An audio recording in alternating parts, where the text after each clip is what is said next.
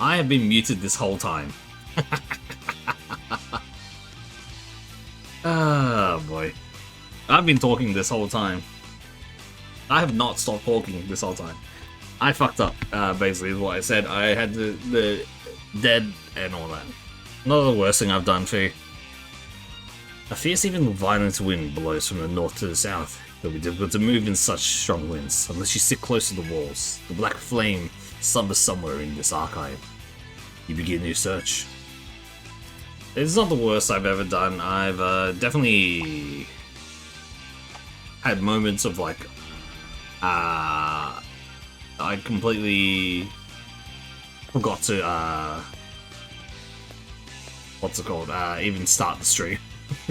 Nah, not start the stream, but get the game up and running. Like, I completely forgot, like, it was I think, almost a full stream of nothing.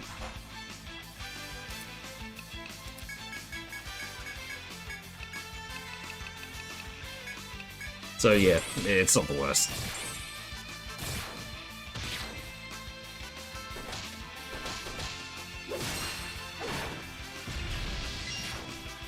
I was saying hi and everything. I said sorry, I forgot to put in the sounds, everything. Talking about, oh shit, the boss is absolutely way too strong for me at my current level, everything like that.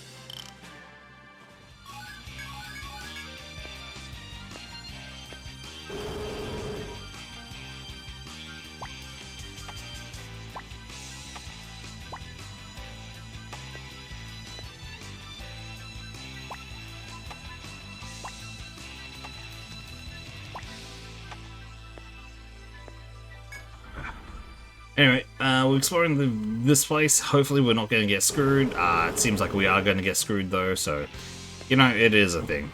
But it is a thing we're going to have to figure out.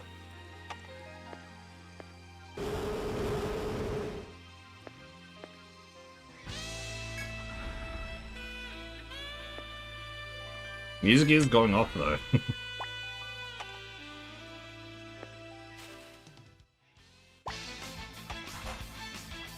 Thankfully, these enemies are relatively on the easier side, because we can kind of just smash right through them at this point.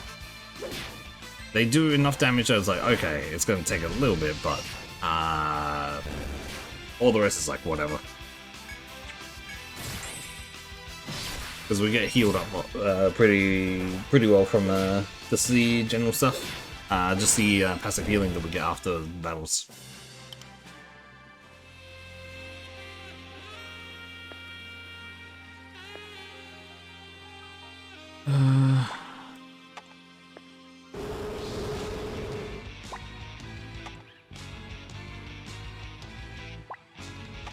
It's a take area. I guess there's not anything I can do here.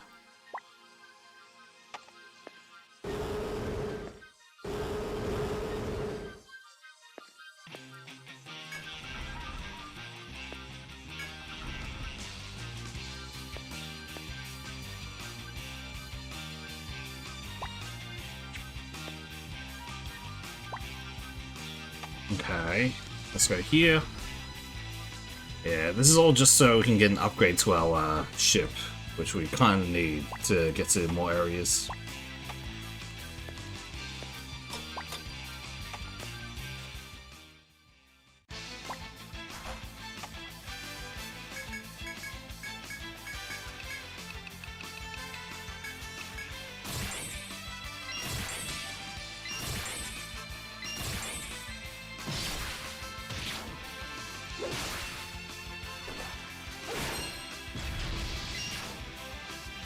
We can just one-shot the trees, that's great, actually.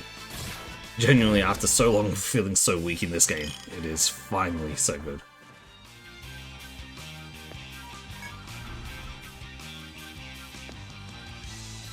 Yeah, that's not too bad. Already died once, but it is what it is.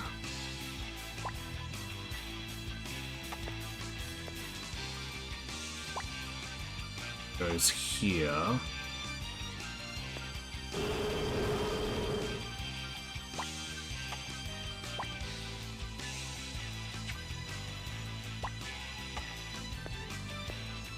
And we want to go down here.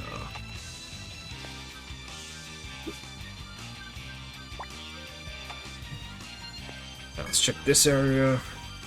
How was that? Oh, congrats.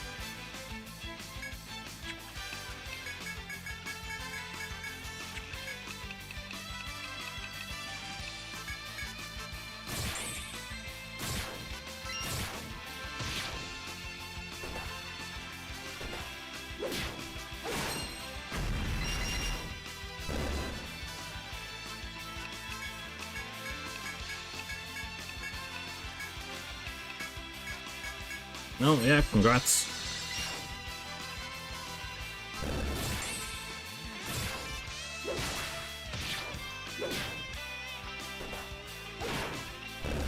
Nice.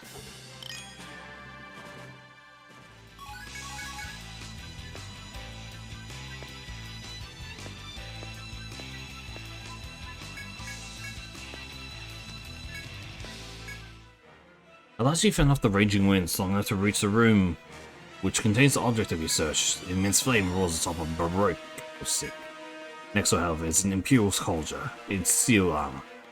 Your party bristles with tension. You're the explorer from Tharsis, are you not? I had a feeling you would come here sooner or later. The Imperial soldier quietly gazes at you. Heed my words, for there is something you must know. It seems the Imperial battle fleet surrounds the echoing library, where the medium is being kept. Skyships forming the fleet are much larger than any you've seen, and could be called aerial battleships.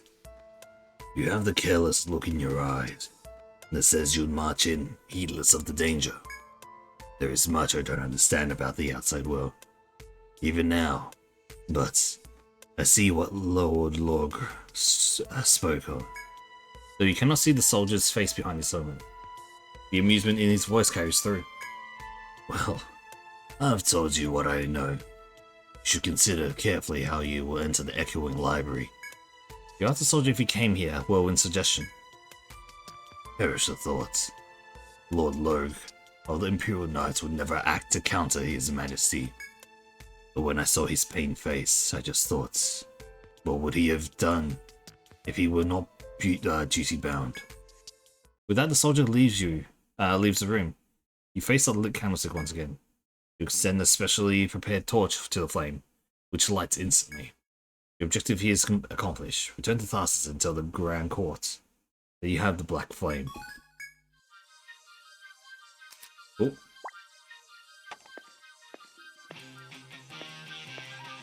Alright. Let's take a look at all the rest of this area though, because we still do have... What? Quitting MMOs? Oh boy, you are not gonna get out of that.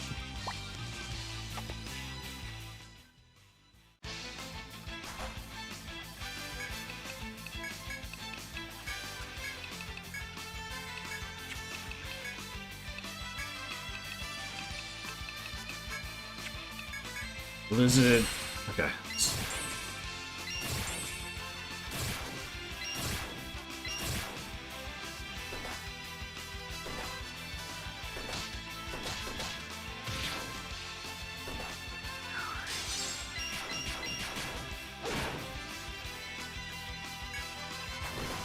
Everything happened yesterday? Oh boy.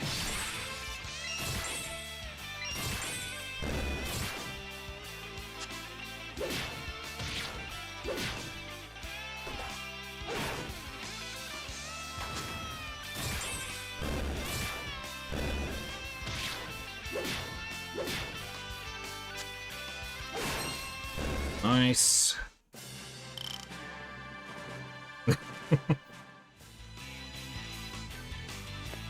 Oh boy. Yeah, MMOs are very much a curse, to say the least.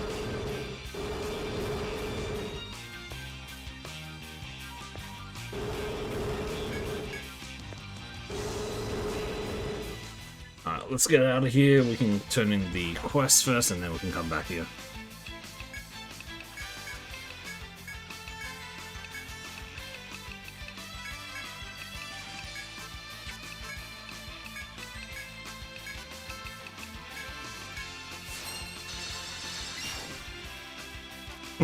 Alright, one shot. Nice. So, dead weight to a guild. That, yeah.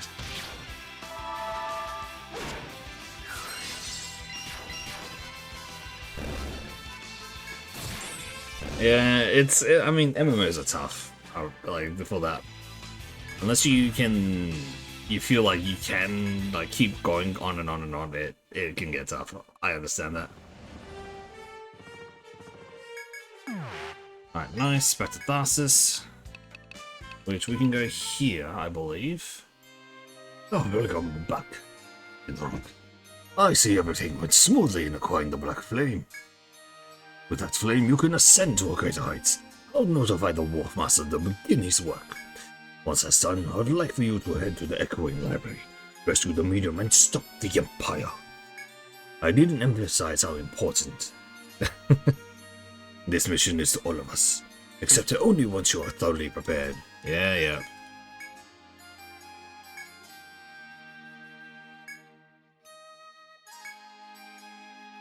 And the Count signaled two swords sitting in the chamber.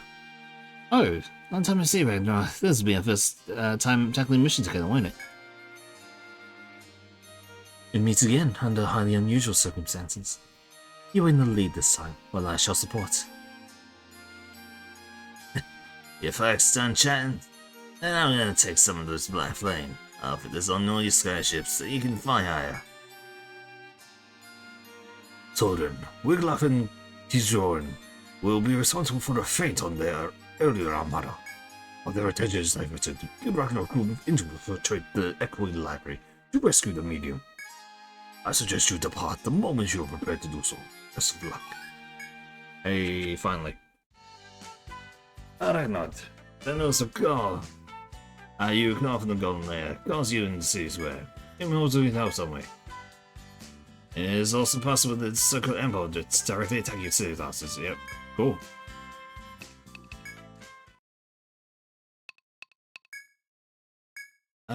We can actually go into the first area because now we actually have the ability to go high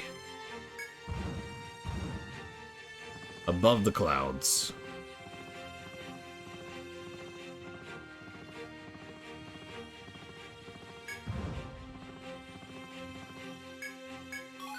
Albino Taurus.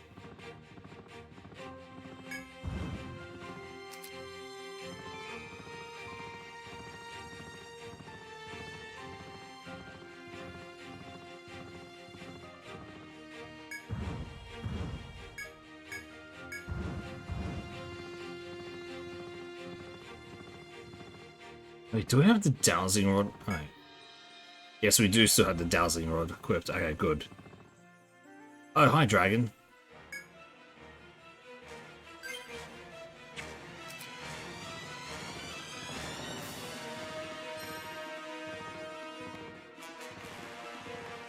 You motherfucker, dragon. Yeah, I got most of the classes. There's only one that we don't have.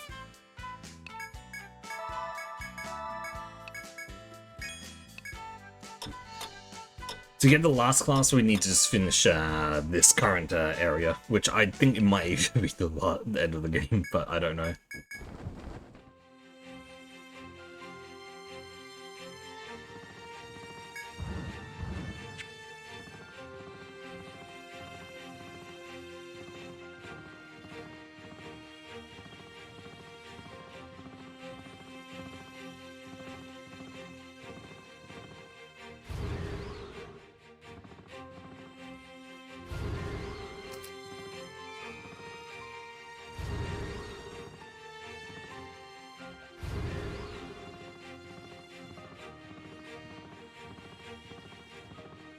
Okay, so we can't go through there. Oh, fuck you, game.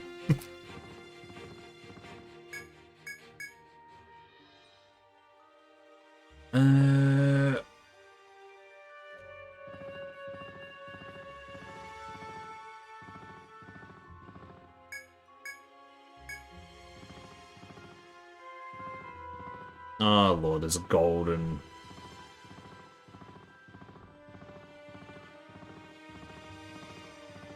Well...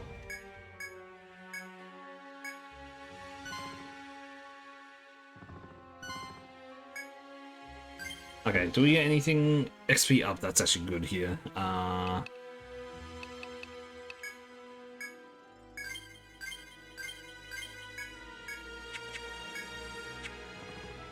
hoping this gives us a stupid amount of XP.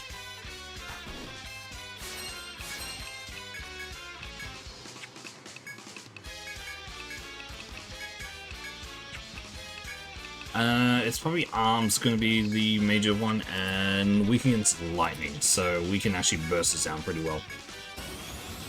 As long as it doesn't insta-kill it, that'll be the major thing.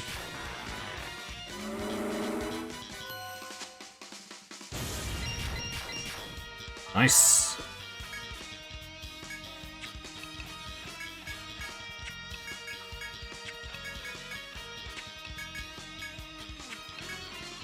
We can go Holy Gift here so that we can guarantee that we get a lot of extra XP. Just don't insta-kill, please. Thank you. There's only the second area, but a golden enemy is always well worth it.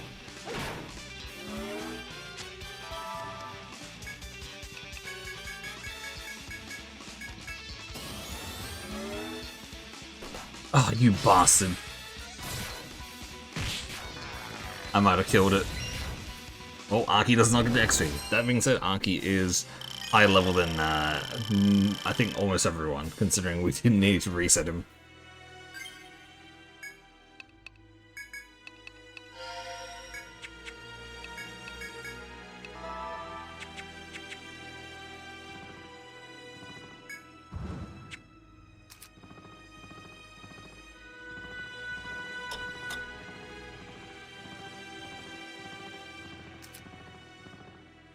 Alright. Yes, we can't do anything there.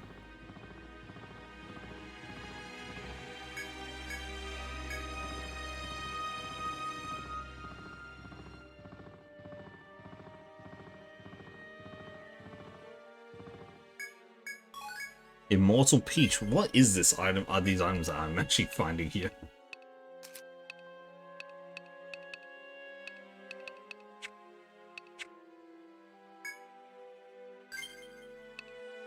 All stats increase slightly. Okay, is that... That's highly doubt that's permanent, but that's awesome.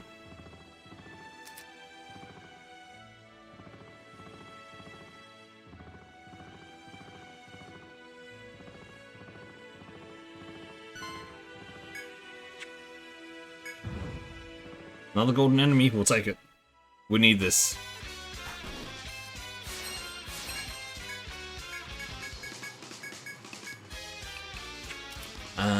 No weaknesses there, so we can... Yeah. So we'll use the Inferno Rune.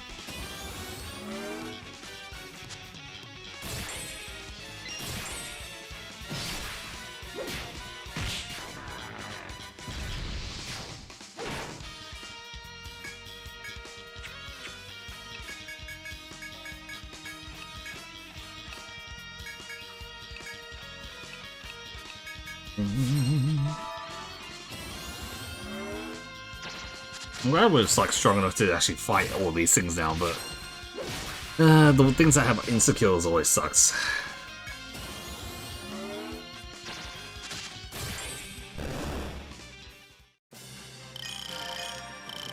Hey.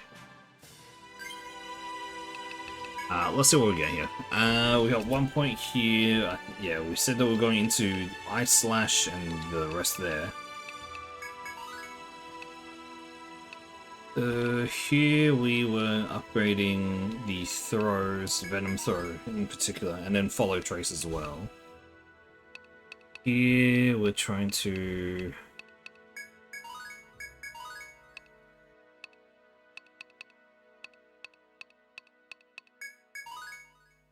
There, and then... We don't have anything for Julie yet. Origin Rune, ranged untype attack to all enemies is... This is like the one that we don't really care too much about. We're gonna mostly just be maxing these ones, the elemental ones. Those are a little bit better.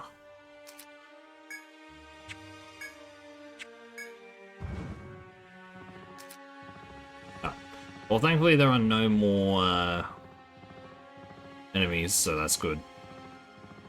Or no golden enemies, so we don't have to worry about that. Ooh, we have access to these guys now.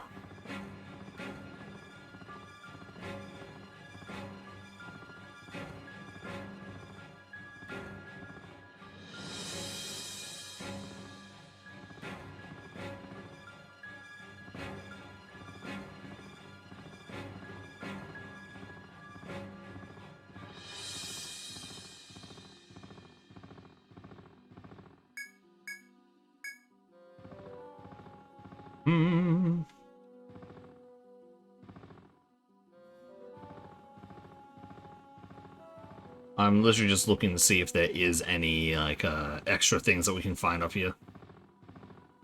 Because the one thing is that in most of the areas there's like things that you can use a dowsing rod to find, but still haven't yet to find anything there.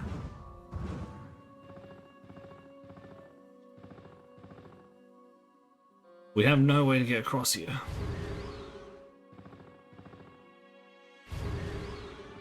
Okay, we're gonna have... There should eventually be a item that will help us get through strong winds, I guess.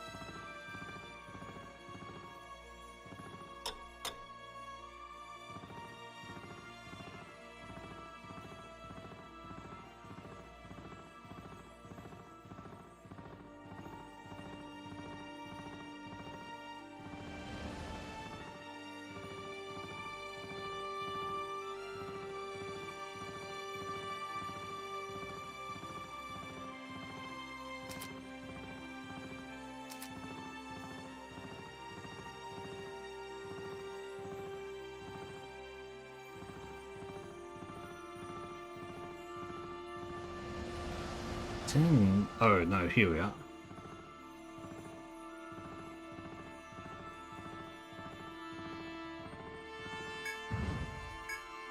Ice pomegranate, okay. I'm guessing these are all the just special foods and all that you can actually get. They actually give a shit ton of money and also stats if you use them as food.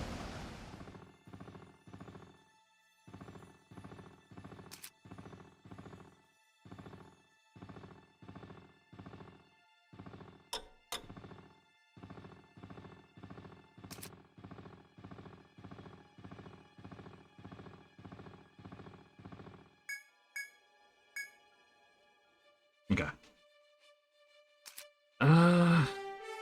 When you set out into the sky, you notice the presence of other skyships. You can tell at a glance that these are not of Imperial make. You respond to their signal and approach the skyships. I am in charge of the Western Front. Speak to me when you wish to begin the feint maneuver. Man in the East, it's a tough mission, but we can do it. Talk to me when you want to move out. With the plan in motion, each of them flies off to their respective positions. If you speak to the other explorers, they will fly north to draw the attention of the Empire's warships.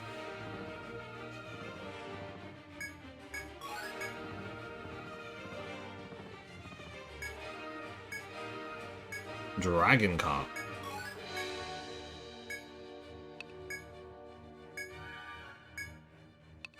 We're only going to put Dragon Carp in there.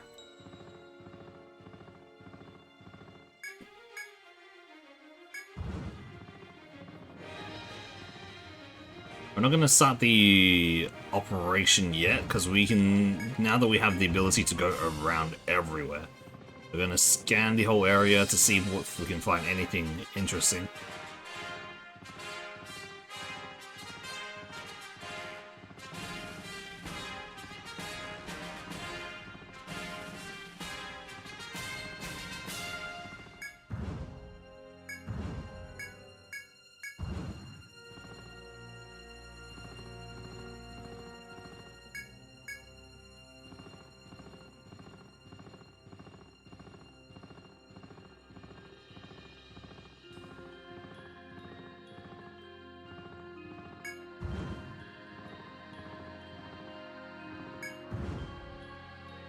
I don't even know what's meant to be in there. Huh.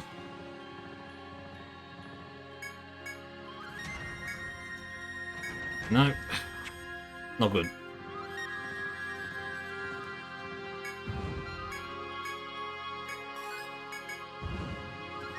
At least we're getting a few good... What the hell is this magic circle?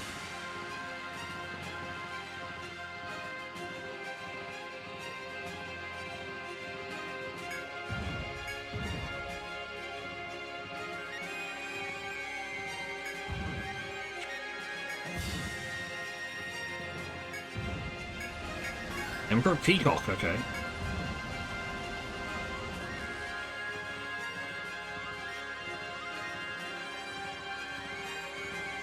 Another fish here.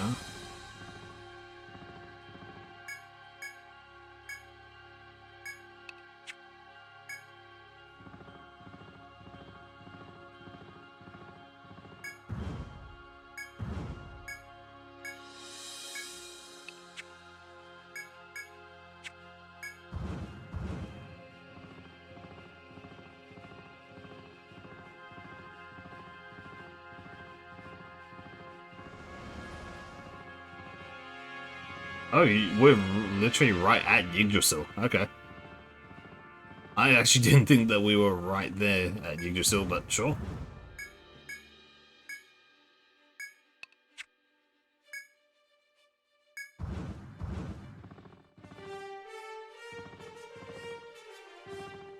What the hell is that?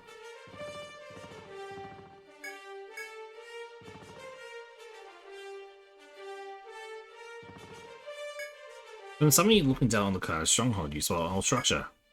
A large golden disc stands at the private entrance. Its dignified behavior makes it seem like it would be its guardian. The D cries out, as if dissuading you from entry, but calmly withdrawing into the structure. Alright.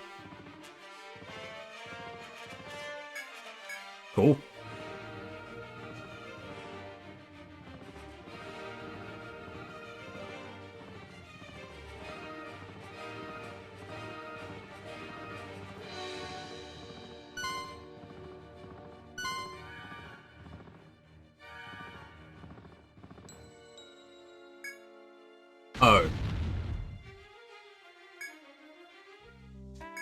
I lost everything that I collected. Fuck.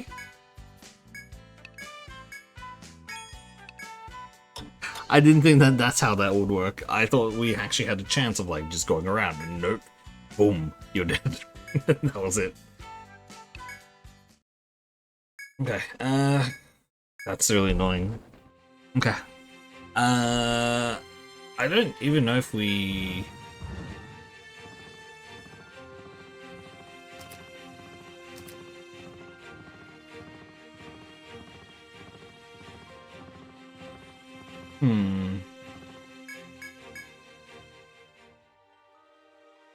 Trying to think, is there anything that we really need? I don't think we need to collect. I'm just hoping that the fish stayed from the fish stayed from the what's it called?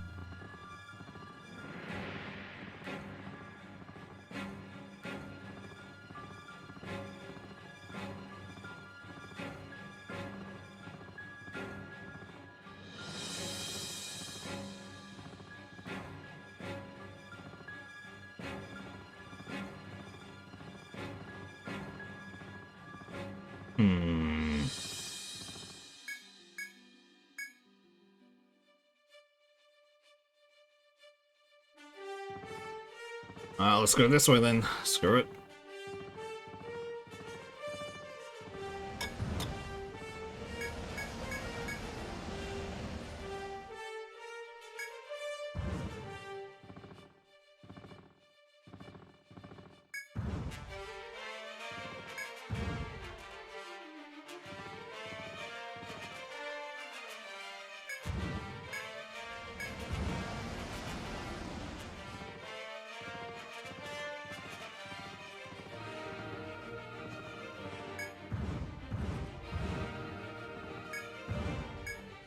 Silver carp, no.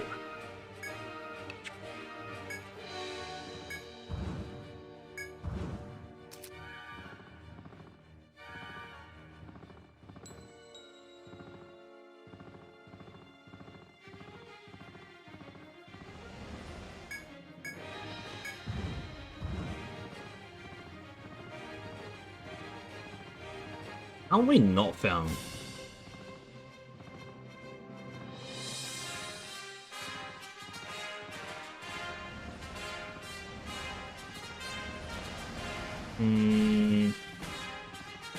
I don't know what the best way to enter this is, because we are not strong enough for any of it. I generally do not think that we have the strength to actually fight against most things yet. I mean, we can finish exploring this keep over here. I think that's like the one thing that I kind of left out, didn't I? So let's try and finish off exploring here so we can actually get the thingamabobs.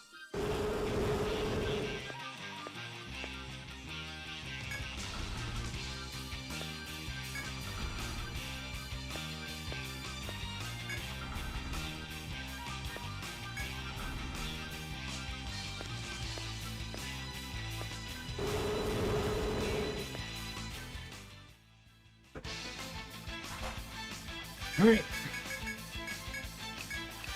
Blizzard. That should be good enough.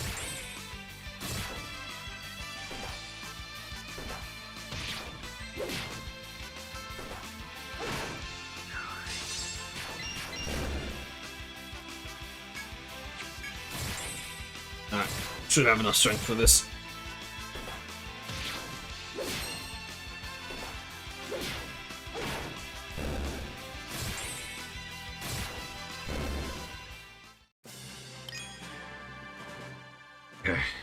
Nice.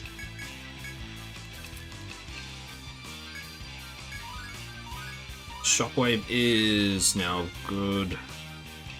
Definitely go for Ice Slash across there.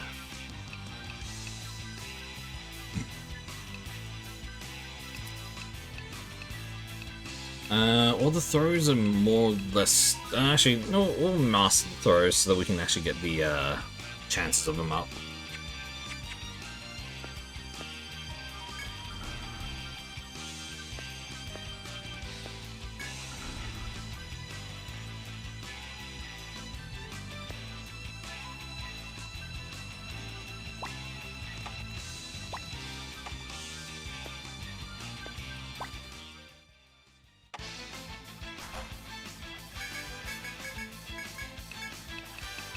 Blizzard.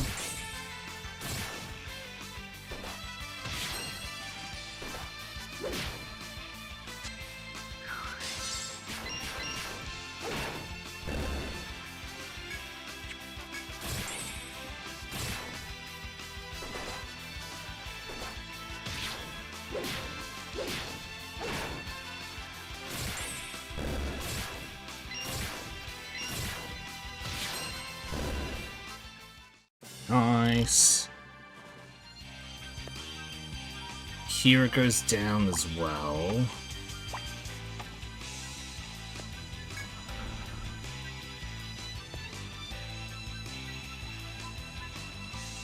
It is trippy just looking there. Oh.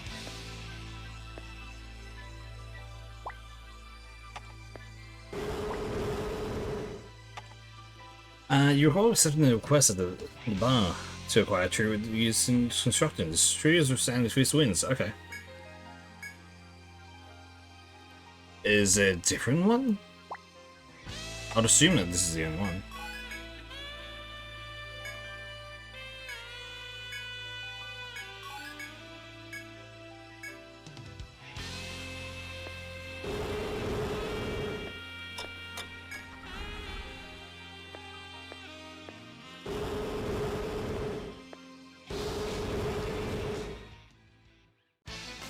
Oh man, all these guys.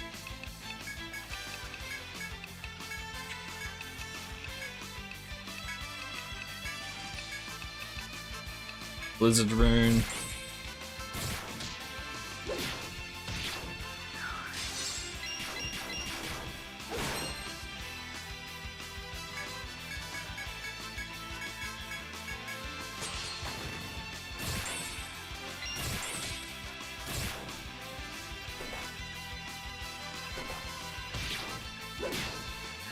Blizzard Rune should kill everything. Nice.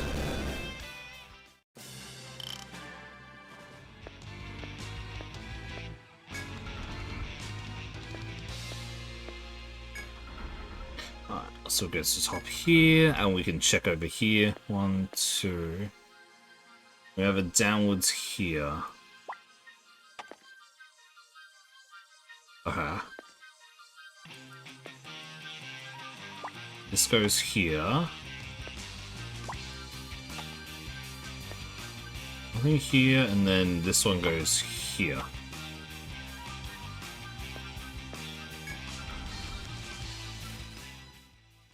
Oh man, mapping this out is horrible.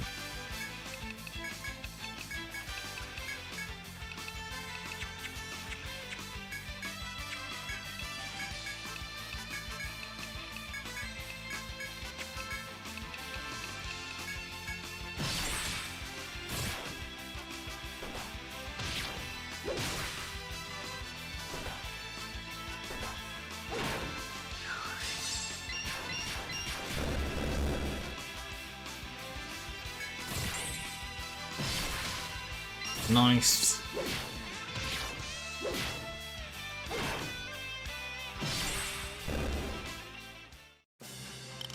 Alright. We're strong enough to deal with all that stuff. The rest of the stuff is the worst.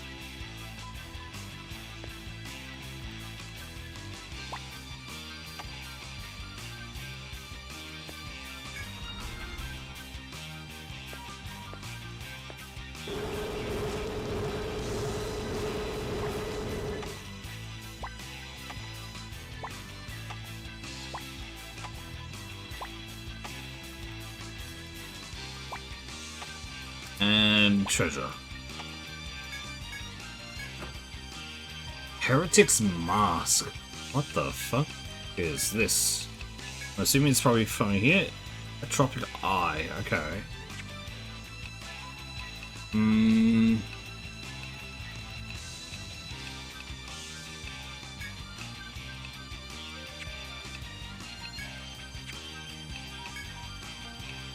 Yeah, it's probably better here.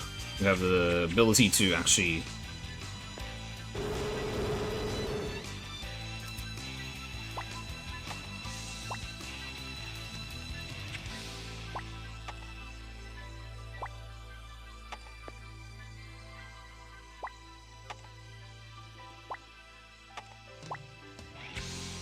Here and here. We get a take area here. Can't hold anymore. Okay. Let's use the Medica then.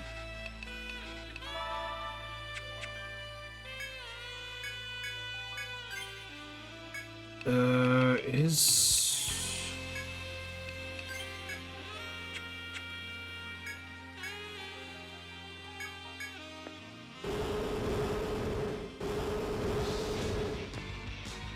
There is a tiny bit left that we want to check here, so we'll go there first, and then we'll get the fuck out of here.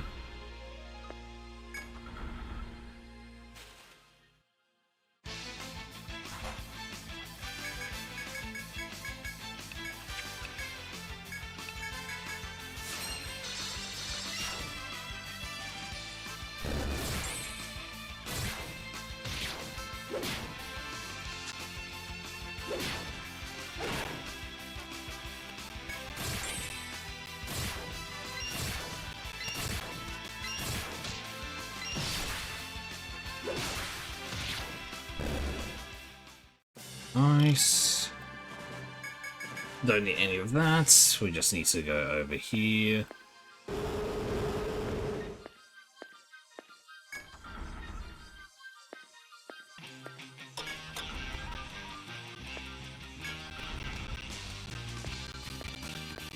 And just here.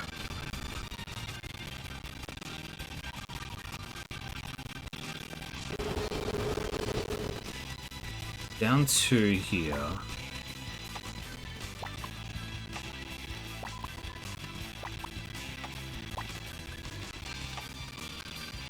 Okay, what do we get here?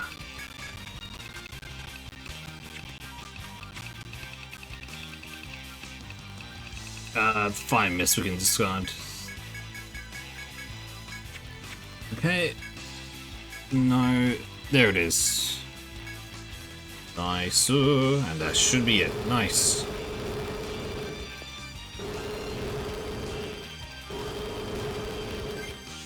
No, let me just use the Irondyne thread.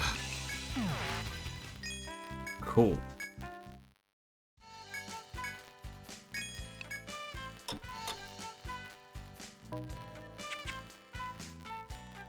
Alright, so that actually is all of that one done.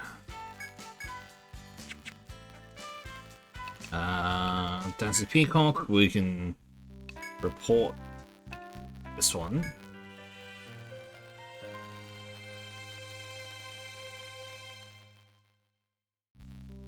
Welcome back. Is this a tree root the Carpenter wanted? Very well. I'll keep it safe as I deliver it. I assume, since it comes from a place called the Windy Archive, that the winds were quite strong there. I pity any female explorers in skirts who venture in, but regardless, I again thank you for your hard work. Nice. And actually, are there any new quests? Preserved by ice, here we are. An adventure told me of the bodies of ancient creatures frozen in ice at the underground lake. I want one. This request is from a researcher working in the ground cohort. Have you ever been to the underground lake? It is a frigid place covered in ice. Some say within its ice is preserved the corpse of an ancient creature. The researcher would like you to bring its remains here to Tharsis, but the ice is very thick. It would not be easy to remove. I suppose that's why they called you. Take care, and I shall await your swift return. Oh.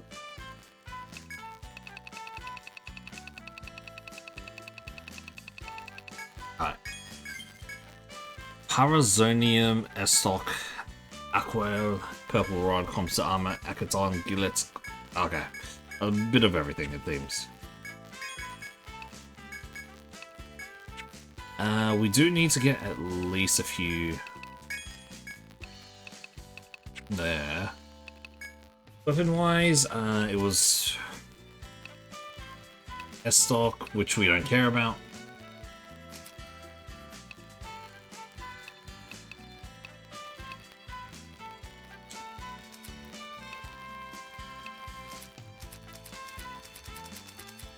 I've been sorting, that's why. I was wondering what was like happening. This gives us one extra tech and some AP. Yeah, actually, that's worth it.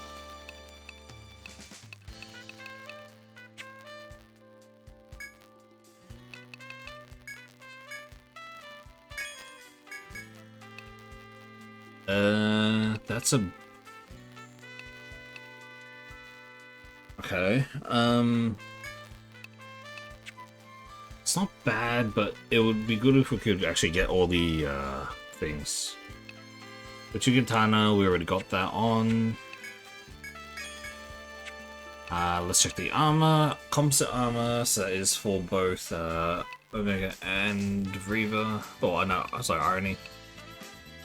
It's only 10 boost, so it's actually not that great.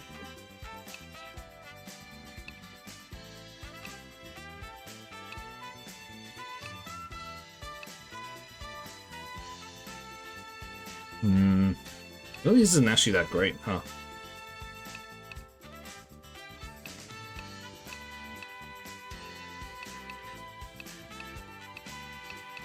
Exorcism gloves. More defense.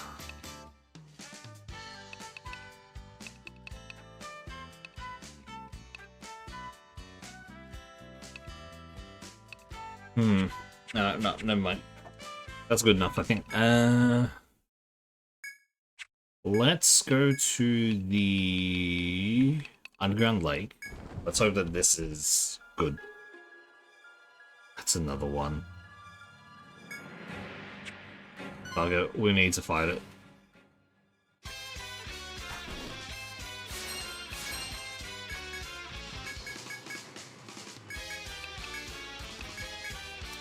It is weak to fire, so it's fine.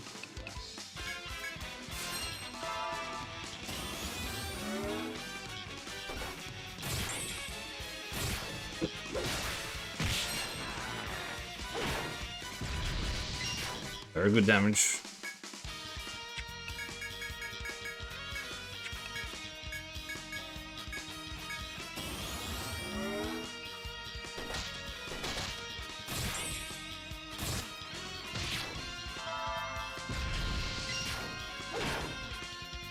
So,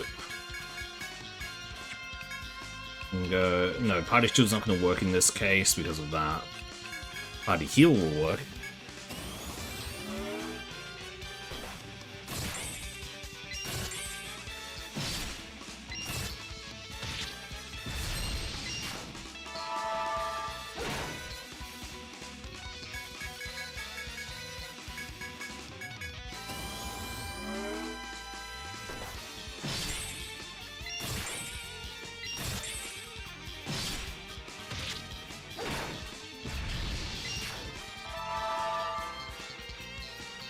How is this thing still alive? Oh, damn. It is resistant to it, so yeah. Fuck.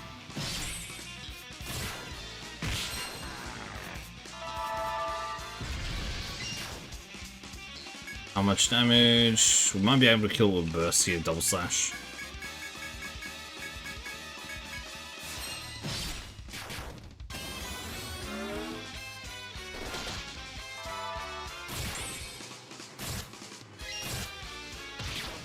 Nice. Way too close. Everyone got levels though. That's actually so good. Ah, we're way too weak. Way too weak.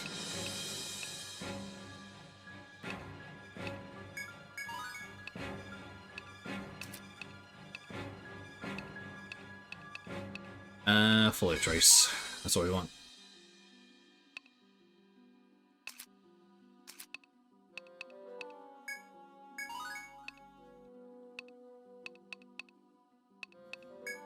Alright, auto heal. Good. Heal mastery.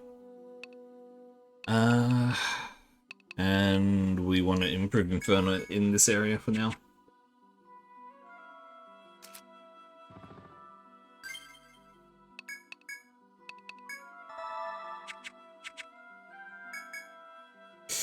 Okay, underground cave, underground lake.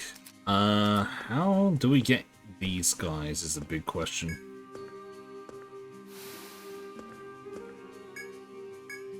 Oh, the black flame. That's why. So we get to fight everything here now. Huh. I mean, most of this stuff will be pretty weak, I believe. We can probably just auto through most of them, actually, now that I think of it.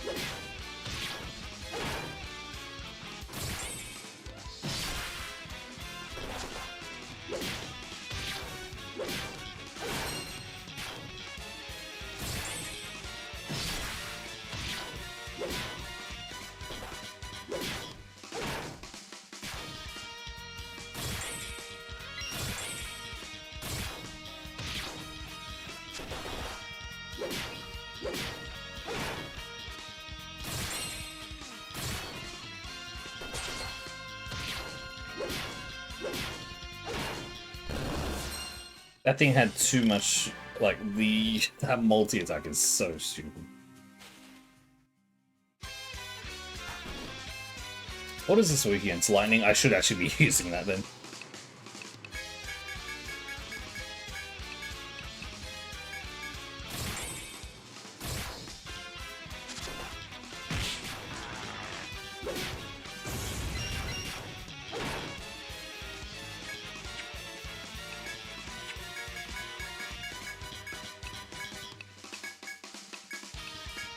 Ah, shit, I used the wrong one. Fuck.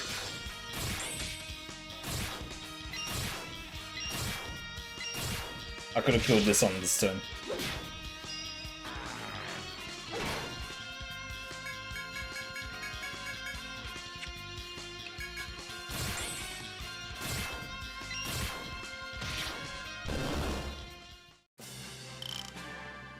Good.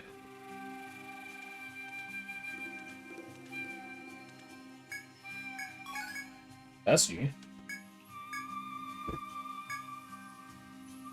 Alright, so that's new take area.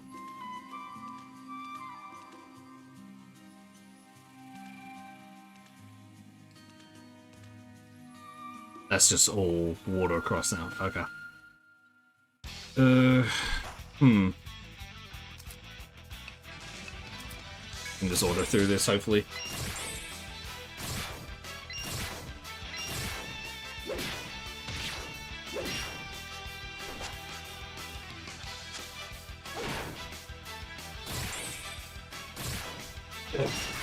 I do wonder how much this game there is left of this game. I'm genuinely at like the point where it's like, oh, we should be closing in on the end, but everything still hurts like a bloody, an absolute, like getting tackled by a rhino, basically.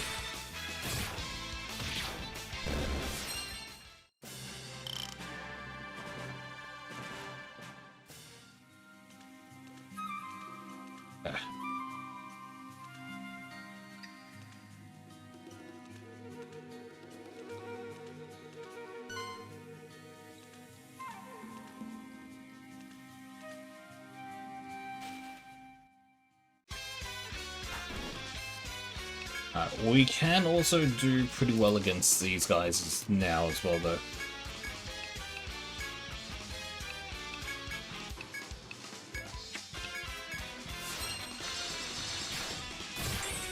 That does a lot of damage.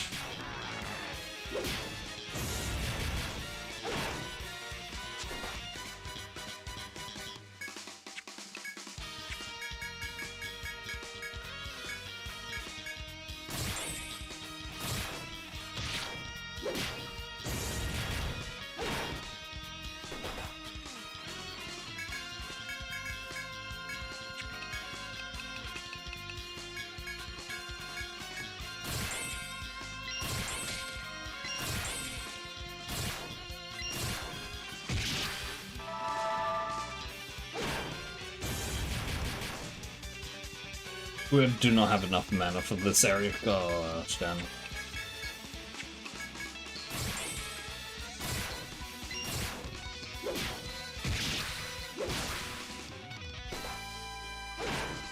I'm surprised. Oh, alright, because that was confused, that's why.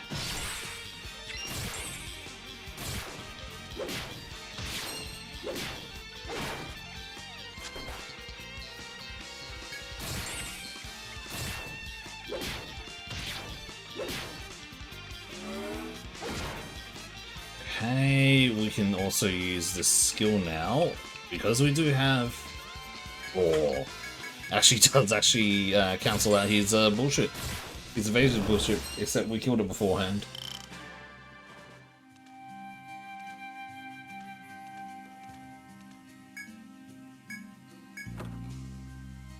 Skull Crusher, okay. Probably a good increase for here. Skull Crusher as an ability, okay.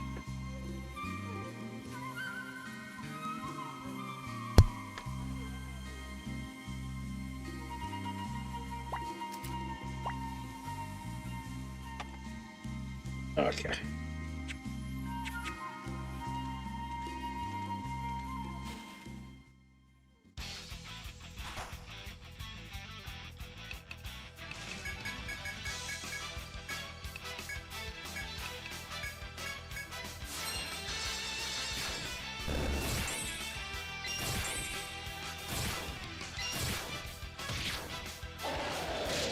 Oh lord.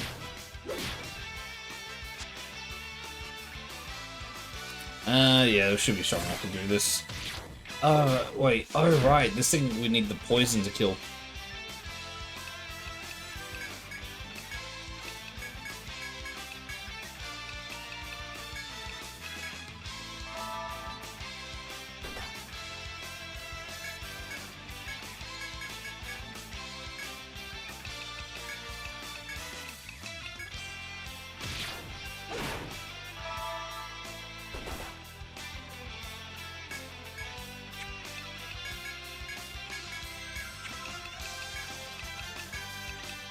Okay.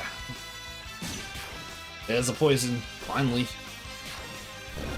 Eee. There we are, Toxic Bone. That's a new item.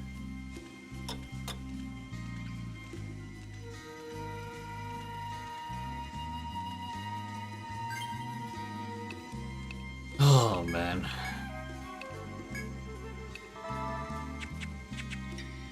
Why is this so painful?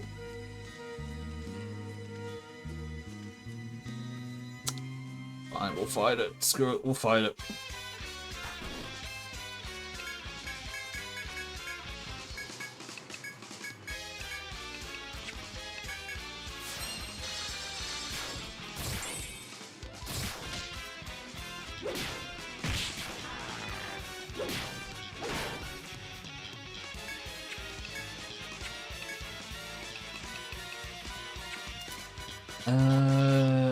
No, it's a new Witter Lightning. I was thinking maybe if it wasn't just Witter Lightning, Ice could have done something there. Hey, Arnie.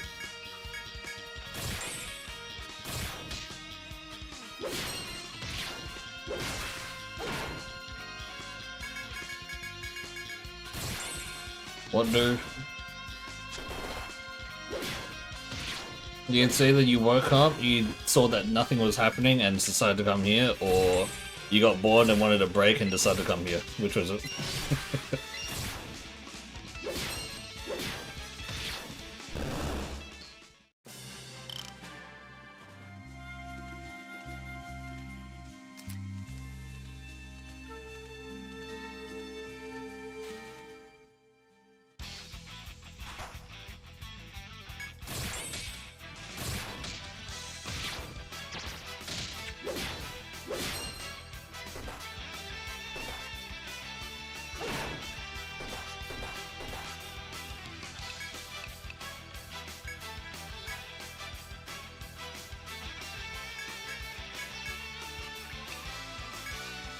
So I just can't say that word. But why that word?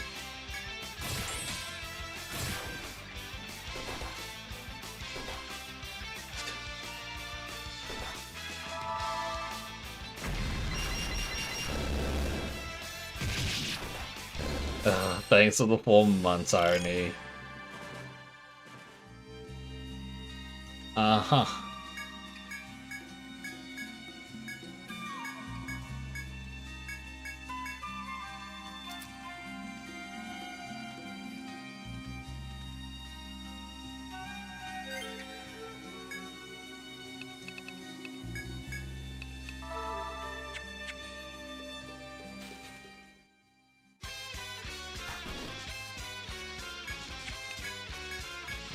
Break. Holy Gift into Galvanic.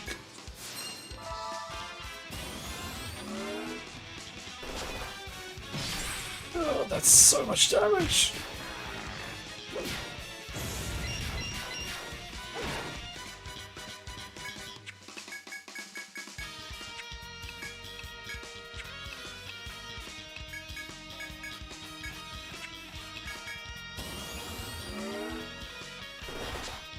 Gee.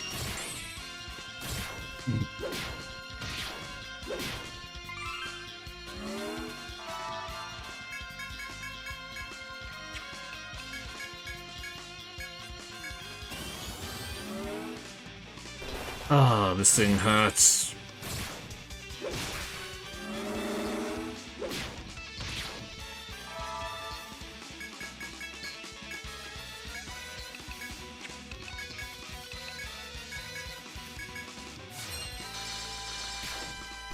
Nice.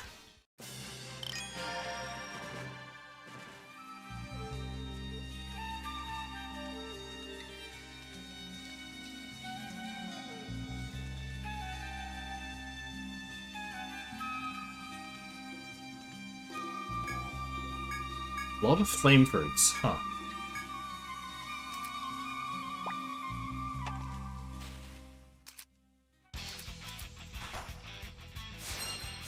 How is there nothing here though? We're meant to have that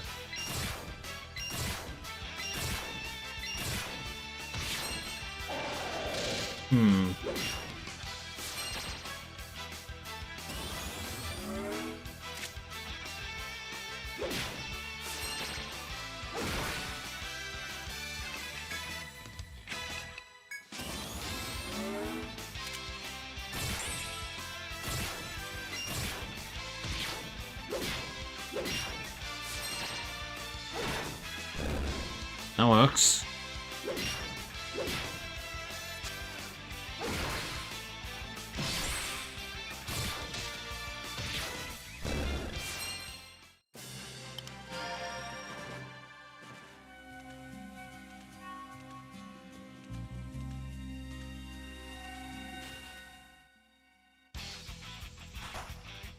Fucking hell, these encounters are way too often.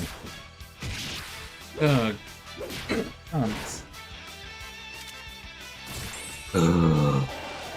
Too many.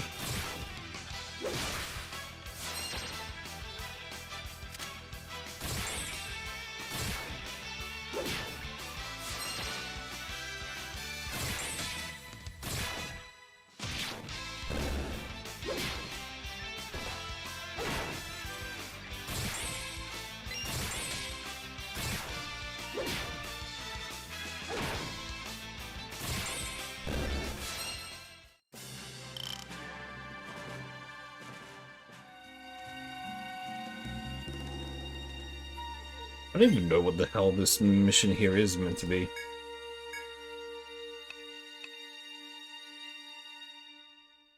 Bodies only. I want one. How do we want one? Find the remains of an ancient creature. We've been through this whole area and not a single thing activated.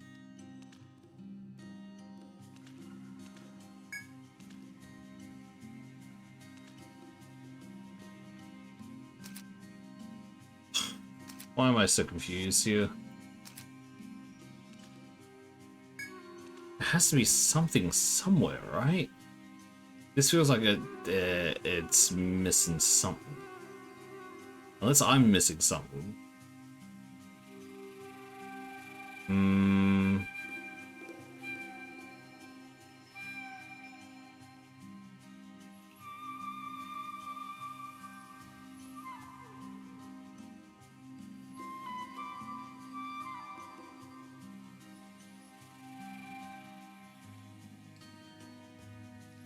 Supposedly it's in C1.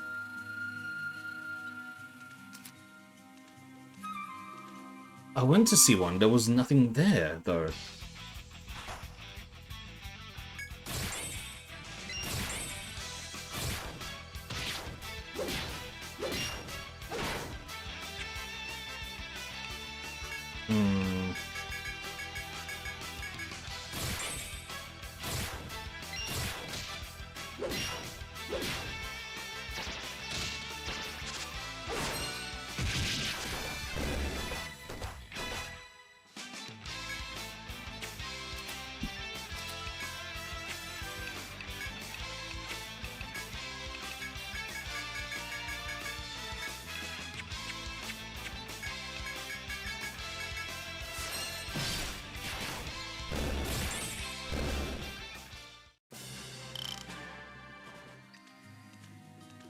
C1. I swear I was in C1 before.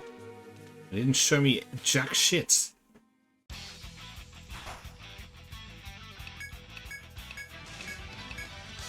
I just run from this. This is... oh, poison is so annoying.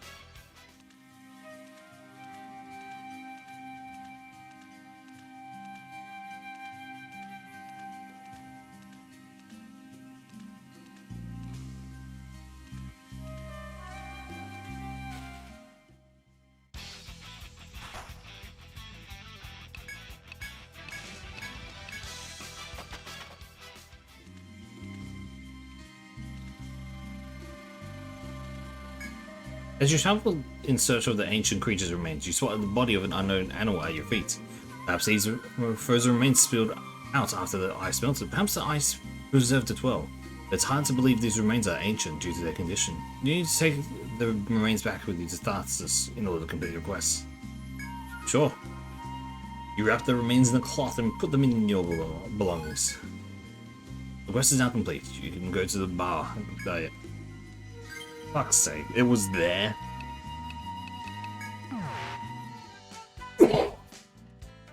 Oh man.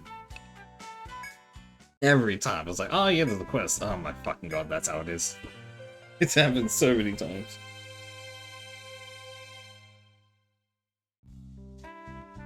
Welcome back.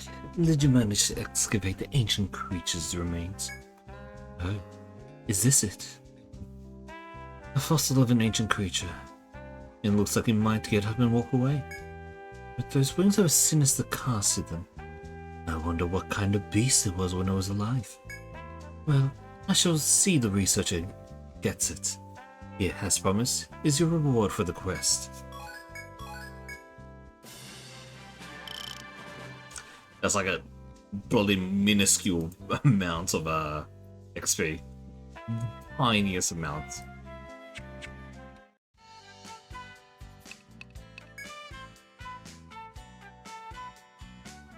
Yeah, we got a sleep hammer now. Cool.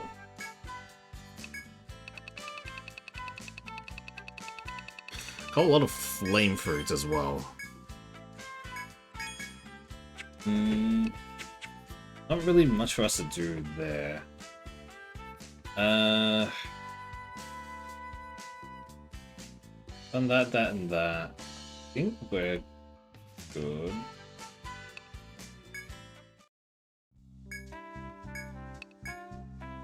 The fish is gonna be the most annoying one, and then the fucking mission from the count is gonna be the tough one because of just how strong the fucker is.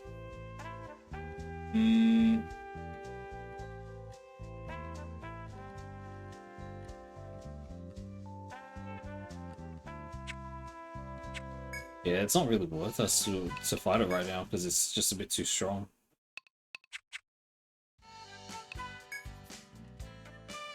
Alright, let's just rest up and we'll go... we'll see if we can get more fish, I guess, because there really isn't too much else we can do at this point.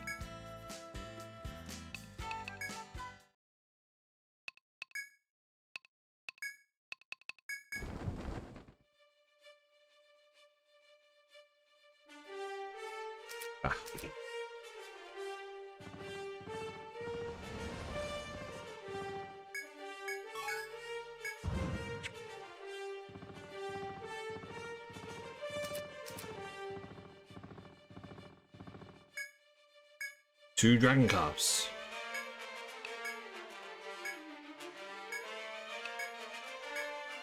Hey, nice. Right. We need 2 more Dragon Carps and that'll be the mission there done.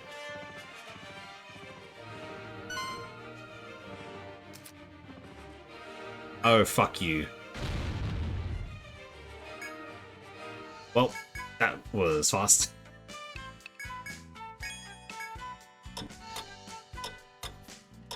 At least it's cheaper to stay in the inn.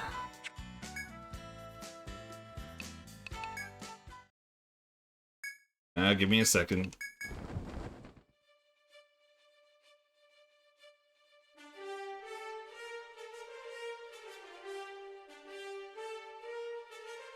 Are you really that bored that you're watching? You're doing this to me, Irony?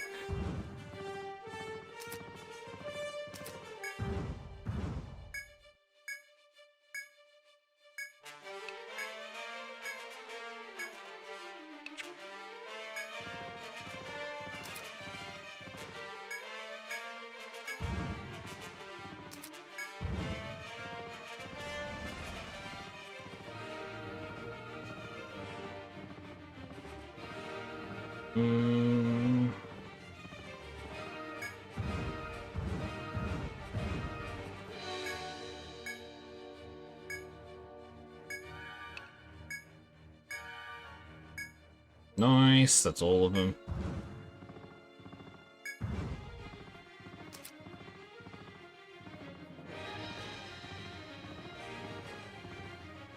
I haven't found anything like in the lower area of this place either, though. It's very weird. Oh, they can't go down. But there's that.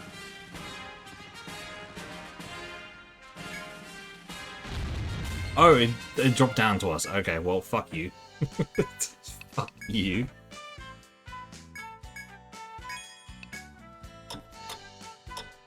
These Imperial airships, bastards, all of them. Okay, Peacock, so we can actually return, get this one in. Need a way to get more XP. Oh, it's kind of stuck right now. We're not strong enough to deal with shit. Welcome back, Ragnarok Yod. Oh my, you brought back so many. Standard practice, I will have Dala take a look at these. Please wait here. You seem very pleased. I can hardly contain my excitement to taste it. It seems that she has allotted you more storage space in the inn, but you'll have to confirm that with her. Well then, again, thank you for your hard work. I wonder what Dala will have you hunting for her next time.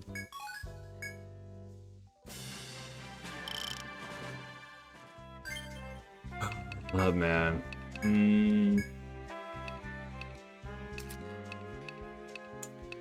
Just don't know what is.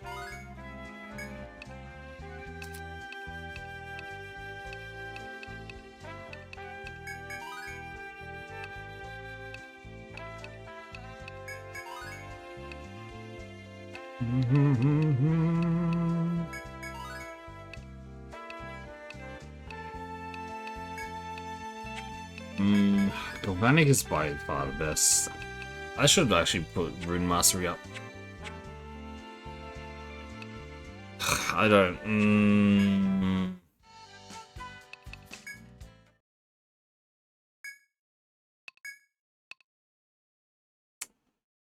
Let's go to the Golden Deer Keep. We just got it unlocked, so we might as well check a look what's inside it.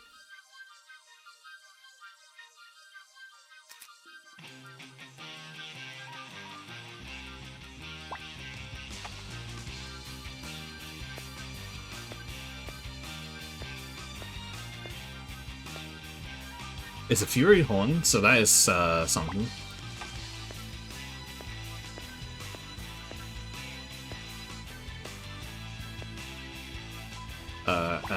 That's there. There.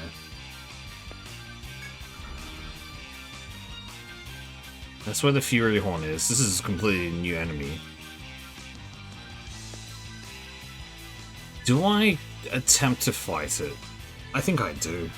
I'm genuinely kind of curious as to see how strong this is. Golden Deer, so it's not a Fury Horn, but it is a Golden Deer.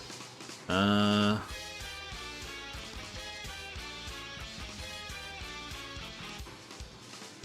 what is weak against?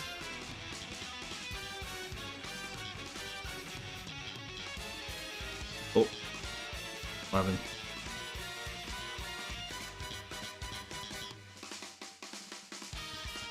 Sorry, my thing just went a little bit awkward.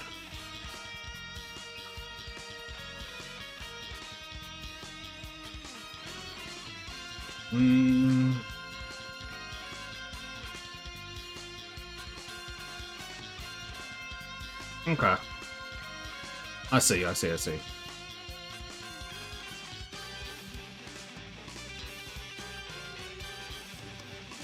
Okay, well, let's see how it works.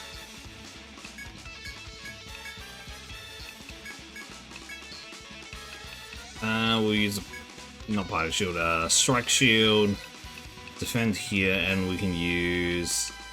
Honestly, Galvanic Rune is probably best here, or Inferno. We'll go Inferno.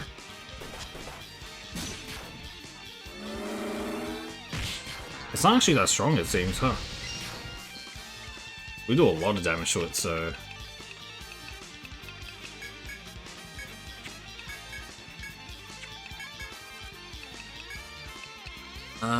Most likely want to Hood Charm this, considering it probably uses a head full of stuff, but it would be legs. If it did something that was, what, the ram, the rush, whatever, it should be legs.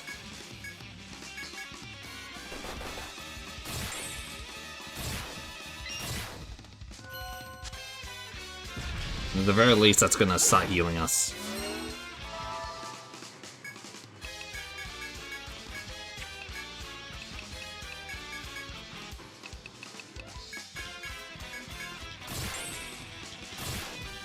We'll get the stun off here, that'll be good.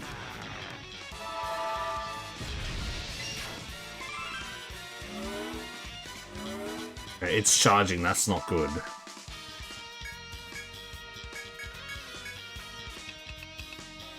Good Party Shield, which is gonna probably hurt a lot. I'm gonna preemptively use a revive here. Nah, it was way too late already. Okay. Didn't even do that much damage, huh?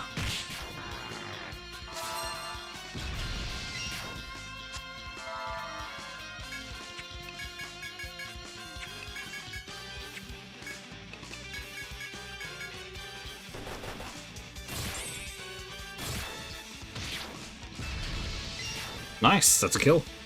Oh, we'll take it. That actually was a lot easier than I expected, to be honest. Like, genuinely, I thought that was going to be a lot tougher. It might... Is it just a single foe in here? That's wild to think that. Huh.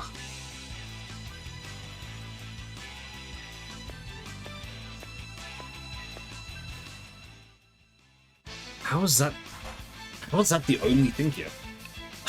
I'm just so confused.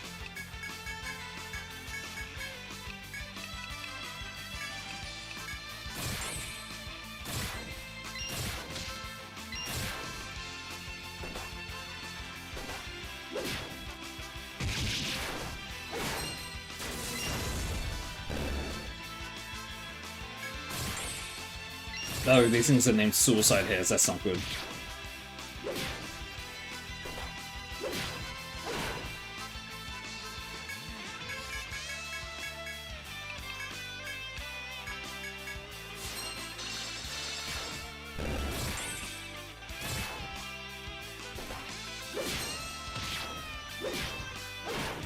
Nice. Okay, that was not as scary as I thought it was going to be. I genuinely thought it was going to be like, oh shit, they're about to just detonate. 3-star chance? What the fuck is this?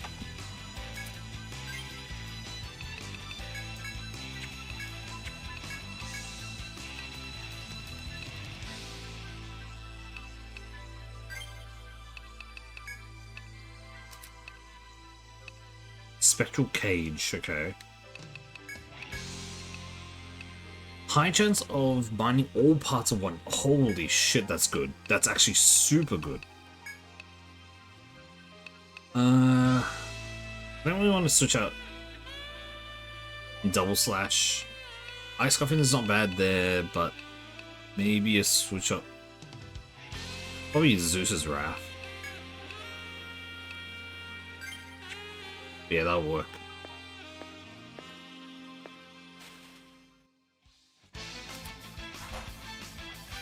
Oh boy.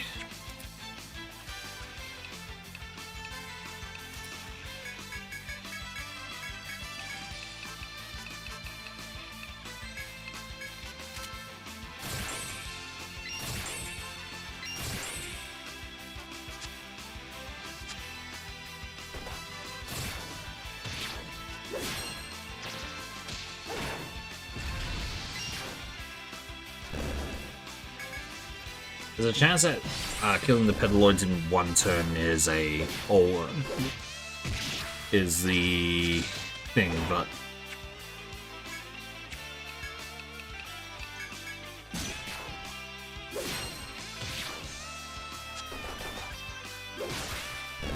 nice. Small flower, no.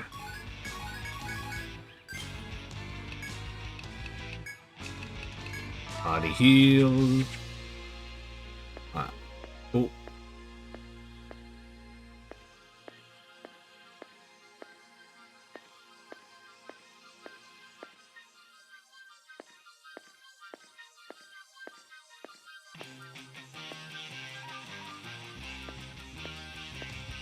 Oh.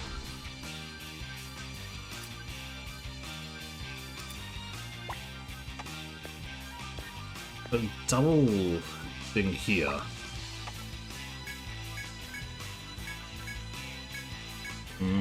Nothing new. Take area, high cent. No, we already got this stuff.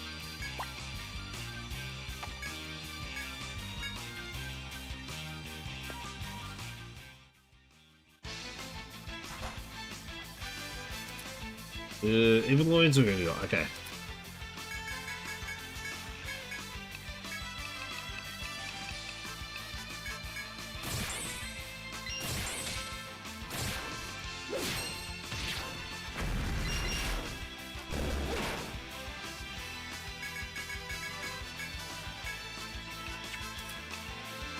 Resistant to that, so let's use Blizzard, I guess.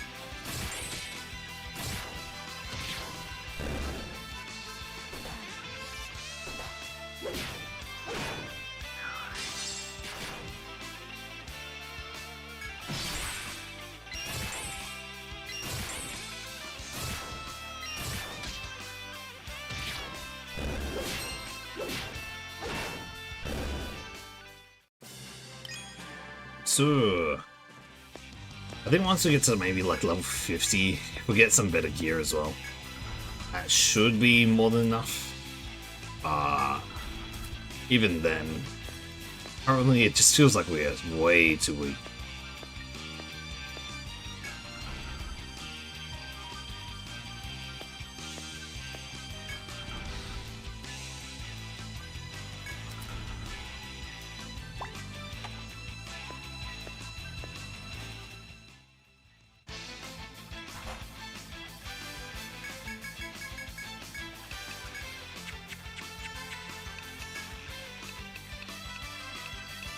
Let's try Zeus's Wrath, finally. Actually, wait, no, Jury should be the one who does that.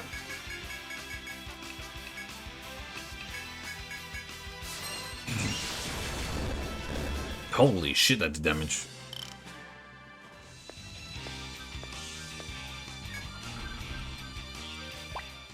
How is that so fast in the next encounter? Fuck off.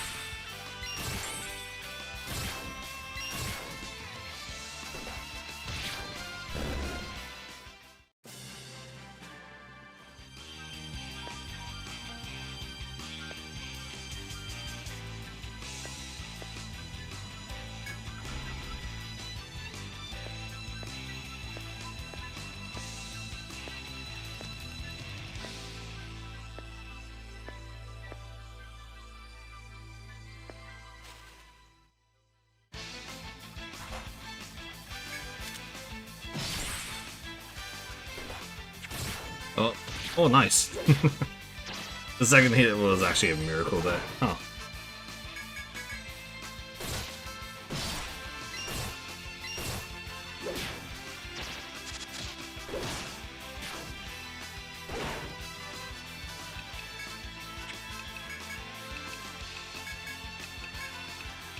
Let's use Zeus's Wrath, screw it.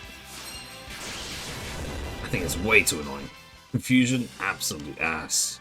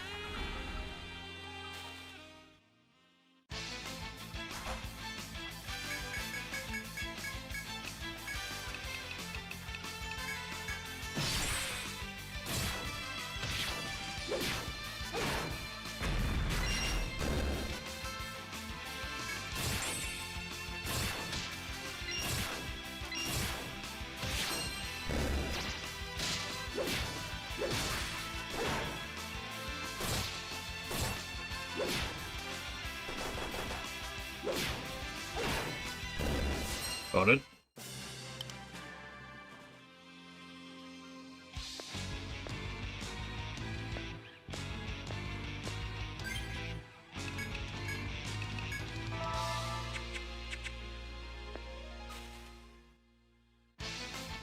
What the fuck are these? What are these things? Oh lord.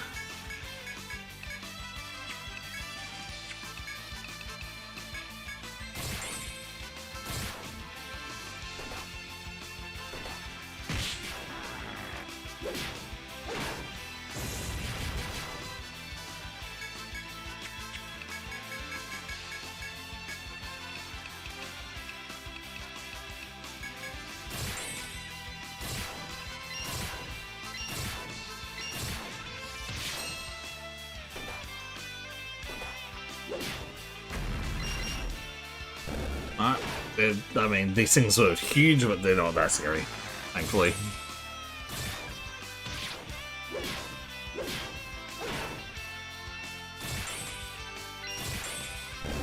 Nice.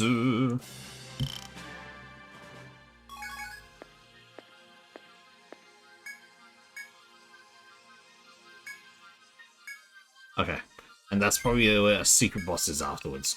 Got it.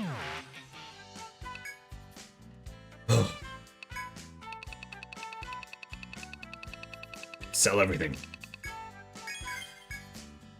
Cat's Bulgur, Water Bites, Joyous, and Langebag. Okay, a lot of things. Cool.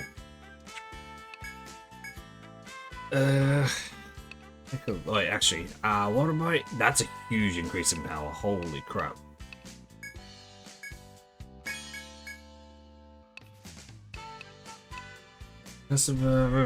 Here, it replaces that. Actually, very good.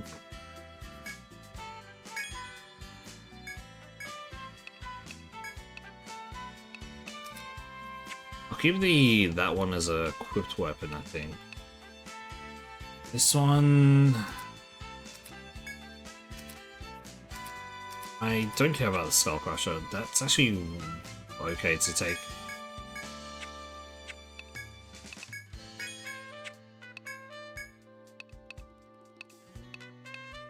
Okay. Armor-wise, Hard Tunic. It actually stops them from that, so that's actually good. No, gauntlets, no. No, we still get the defensive boost there, so it's not worth it. Alright, that's good enough. Nice. That's actually not bad.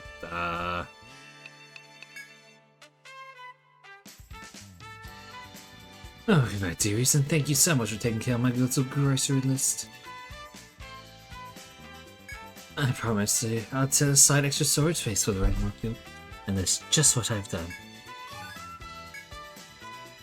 Don't worry, dearies. It'll still be free to use whenever you want. Nice. I need to farm up so much more than this. It's so bad.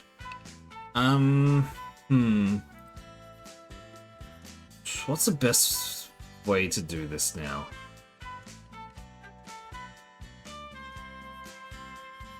Well, I'm gonna try to get the special stuff from the other bosses. That actually might be worth it.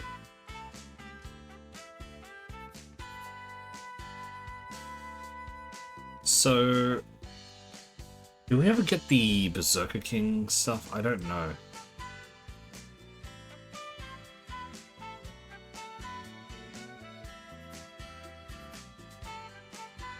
Berserker King, we also do have the Raging Baboon, no, Baboon King.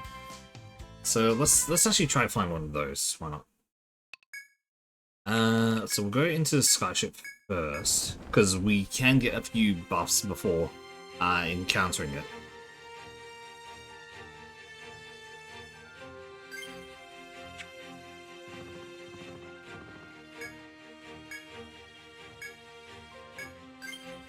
Sakura Trout, no.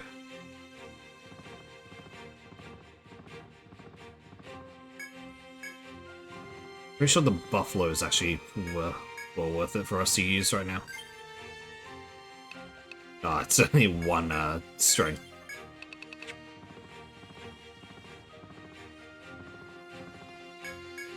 Alright, let's see if this thing has respawned, because it's been a while since we... Yes, it is. There it is. There's the big boy. Alright, we need to... I forgot to switch a few things.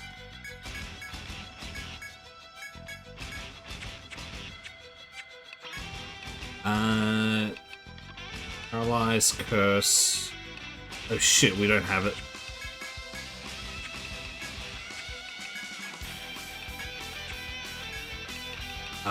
It is going to be using its arms the most, so we can do that. No resistances, so let's just do this.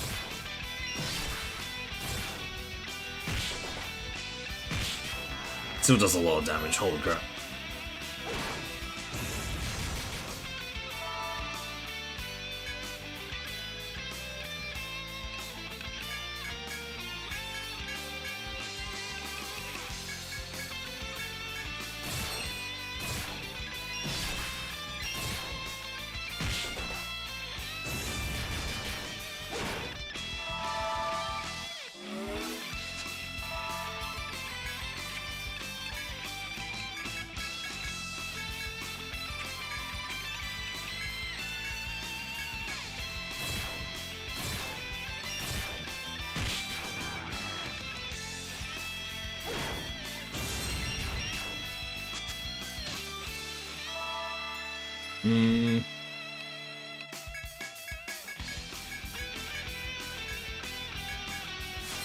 Let's use... Oh, I should be... Oh, I'm so dumb. Why did I do that?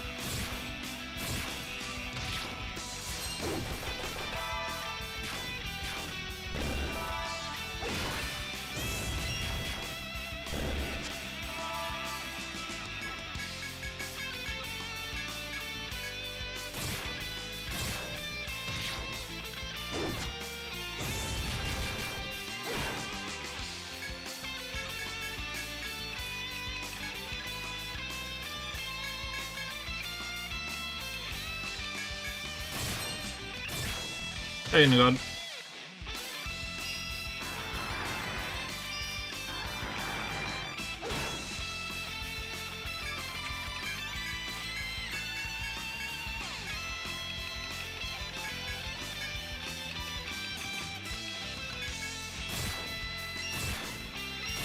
Come on, please hit the confusion, the panic.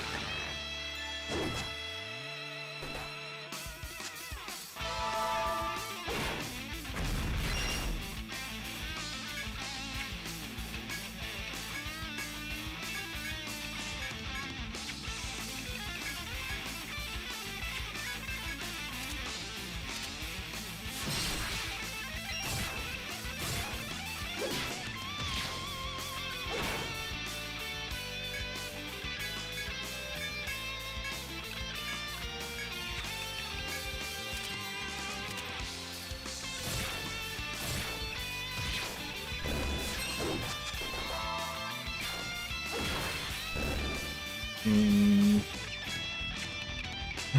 Come on, we need it to happen.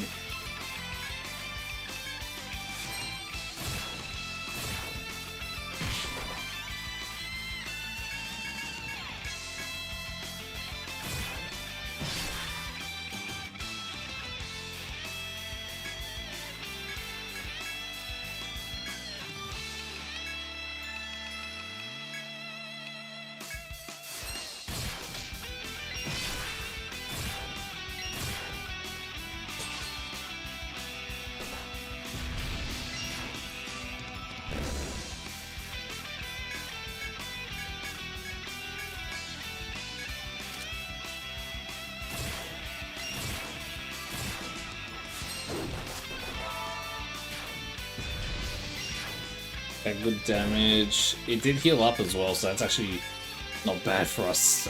We do want to try to get it to... we need to try to get it panicked, but RNG is not on our side.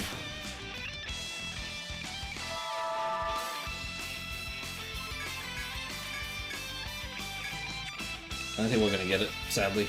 I should have, I really should have.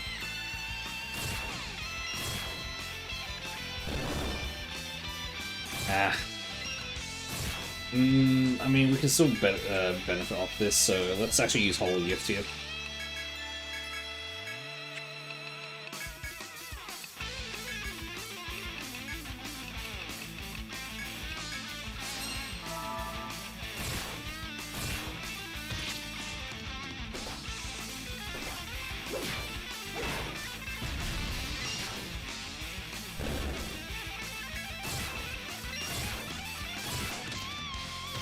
And now we're fucking panics, fuck off.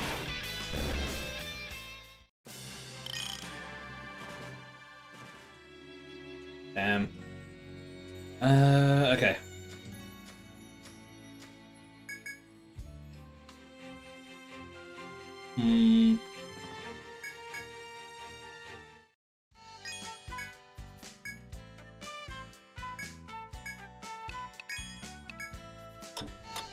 Okay. Let's try to fight the boss of the first area.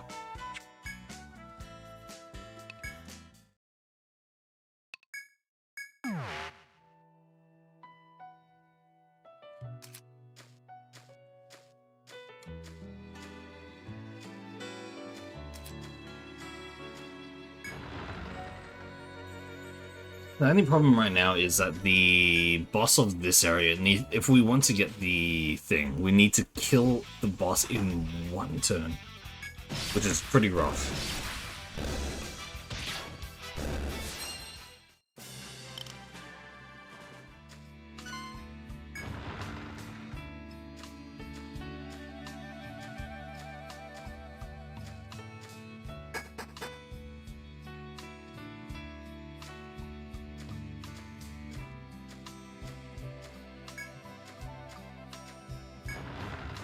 There really isn't any other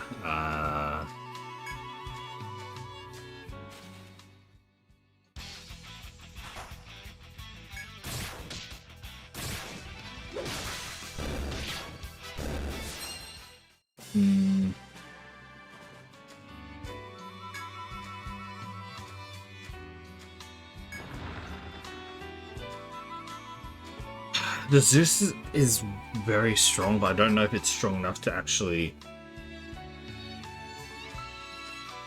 Okay, never mind, it's not even here. Fuck's sake.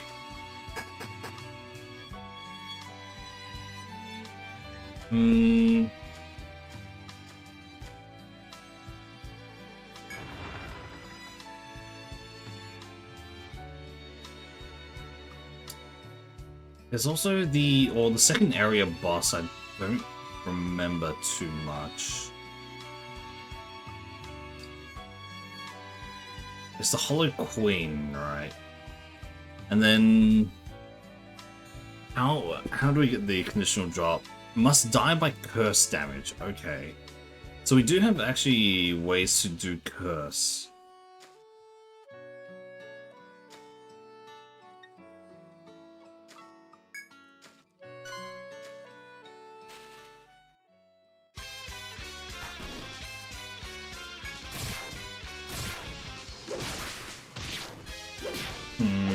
Okay. To kill someone's curse, we have to come pretty low, and then they have to hit us afterwards, which is... Ugh. But in the case of this current area, that's actually not bad. Well, not the area, sorry. Because of the way that the enemies are being the way they are, it actually isn't too bad for us. Wanna buy popularity? Fuck's sake, what the fuck is that?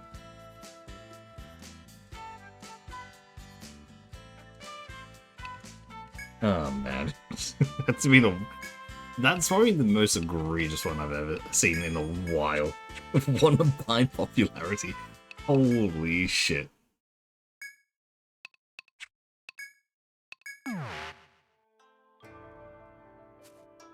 Okay. Let's try this one.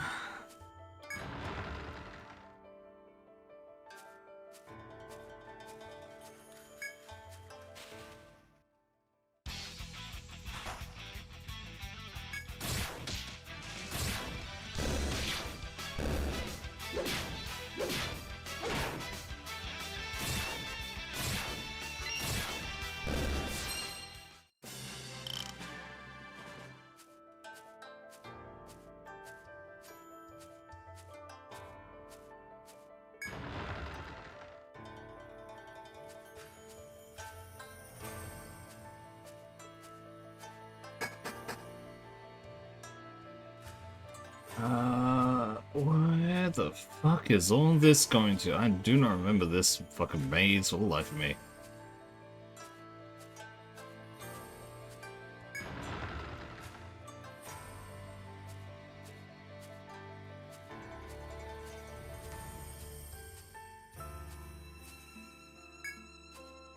This maze was ass, if I remember.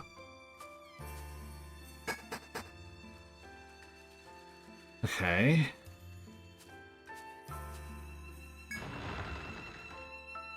What kind of maze was this bullshit?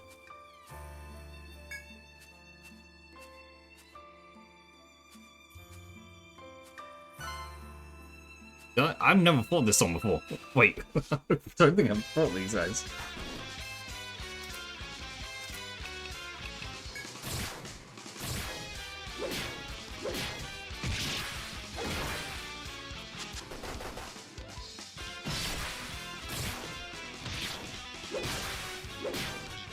I'm just saying this auto, we should be fine.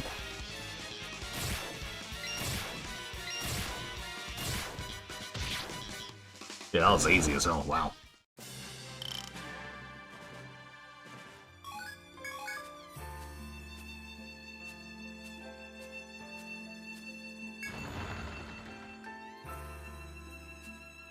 There she is.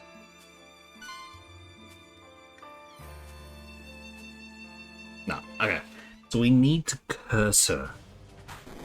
We need to do a lot of damage and curse her.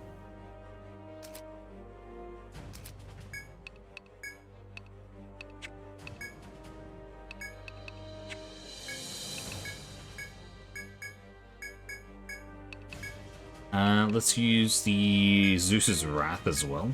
Why not? And we'll use the Atrophic Eye.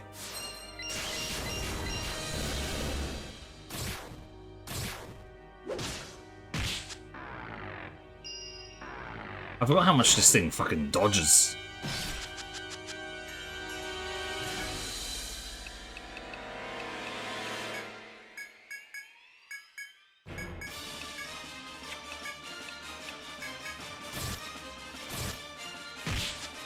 Fucking hell, it is dodging.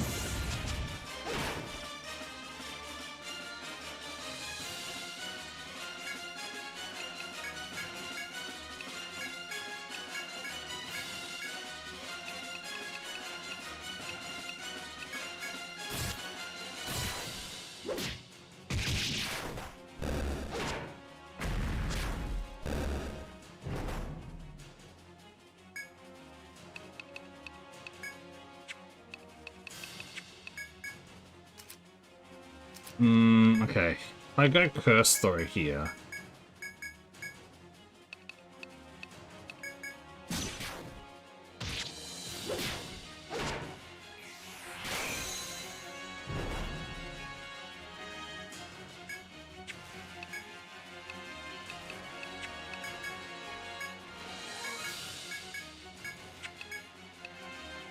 How the hell get through this then?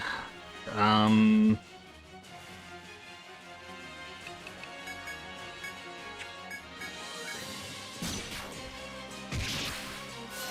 Oh, we actually hit.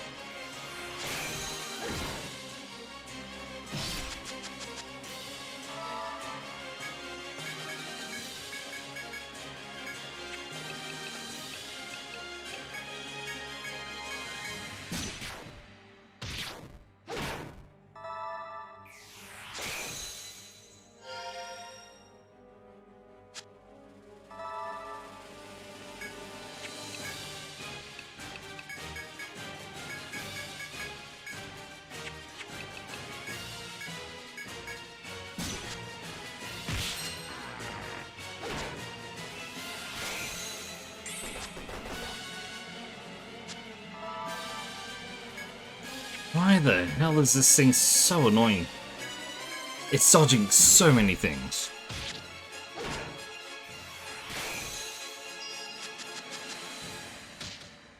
It has been sealed again.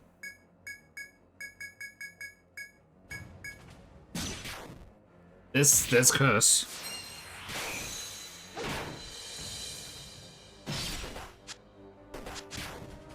Okay, it did damage to itself. I need to just defend.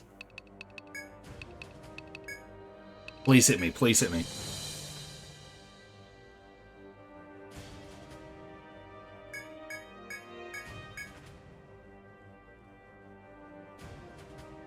You're kidding me.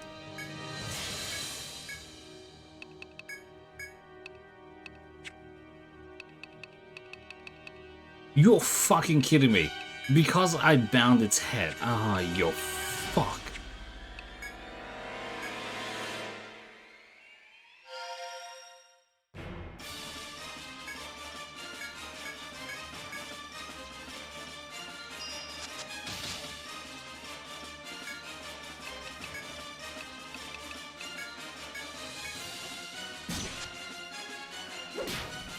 Yep, that killed. Fuck's sake. Ugh, really?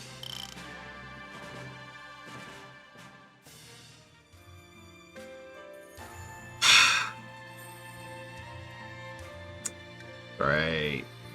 It's great. Fuck's sake. Every time. Ugh.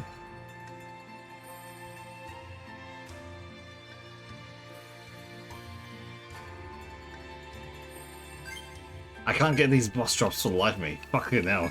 It's just the worst.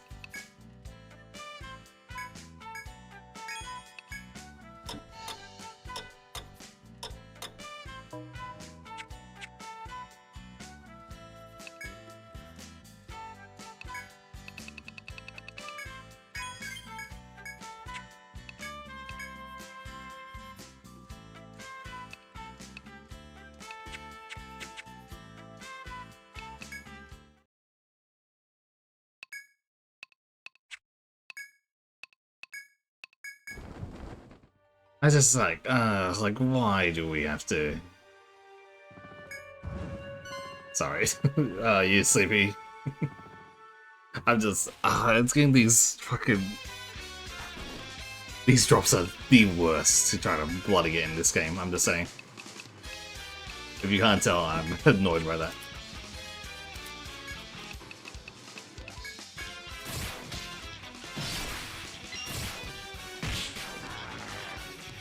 Are you okay? Just been tired from whatever bullshit you got?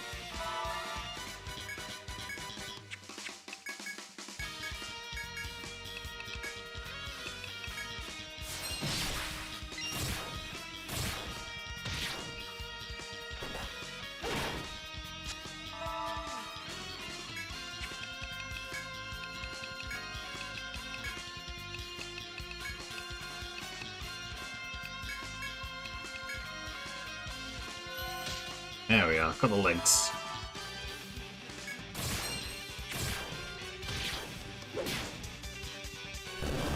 Just be anxious and the weather is starting to warm up. Ugh.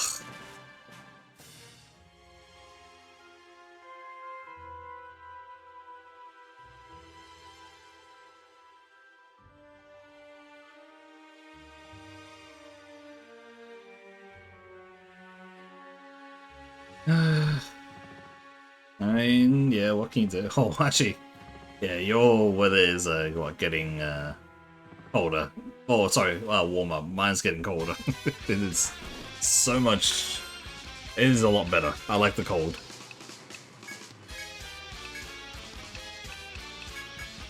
I am very happy that it's getting colder, but then there's also, oh yes, I also need to get ready because it is getting colder.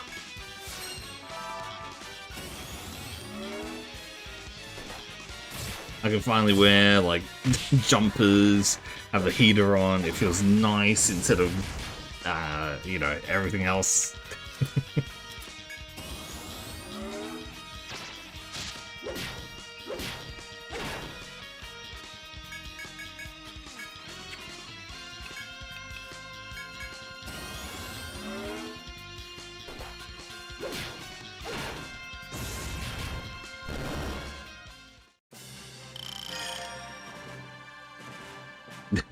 Exactly.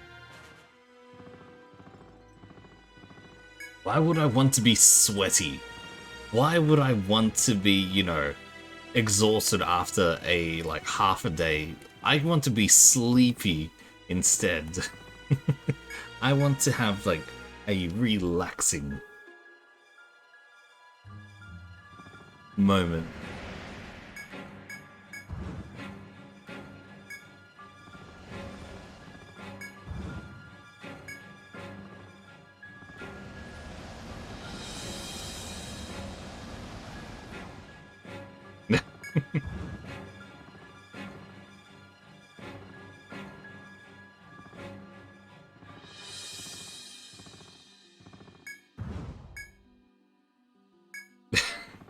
Yeah, that's about right.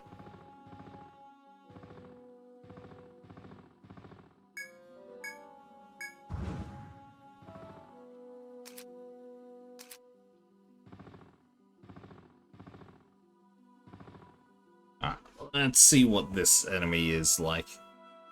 This thing is probably gonna hurt. Actually, I should save first. I did not save. Fuck.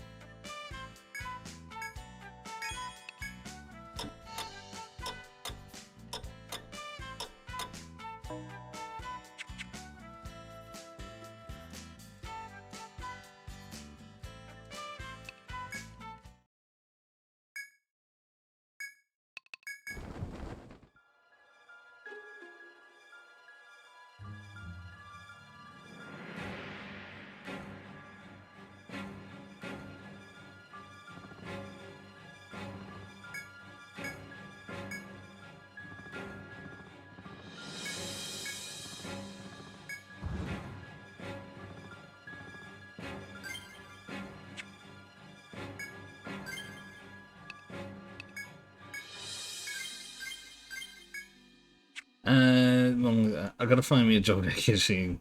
I'm gonna take surviving something. Oh, it gets bad. It can be a lot worse than just that.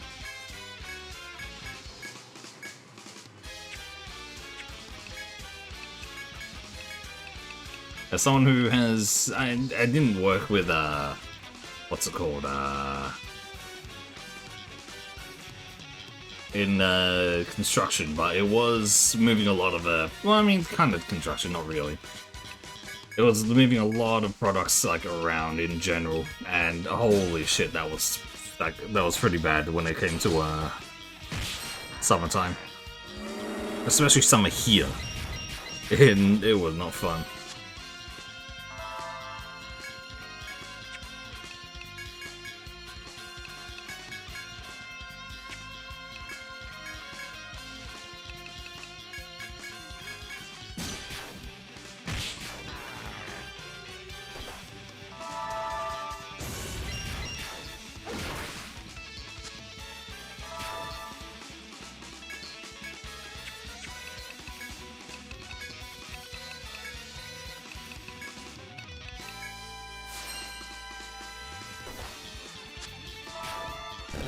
Alright, cool. That killed it.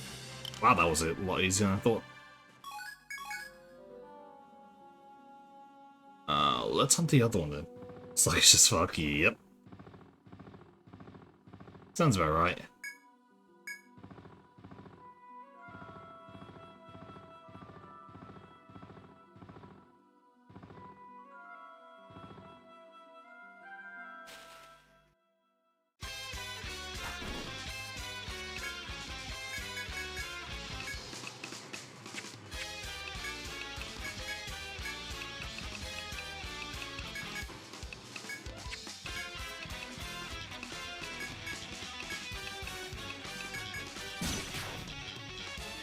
god, that poison is actually so good here.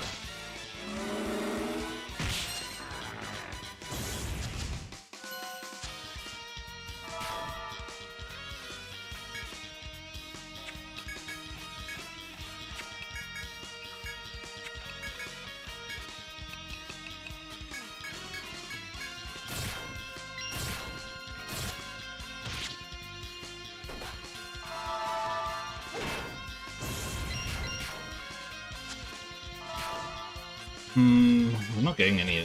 Damn. We'll hit that again, I guess. We'll go Storm.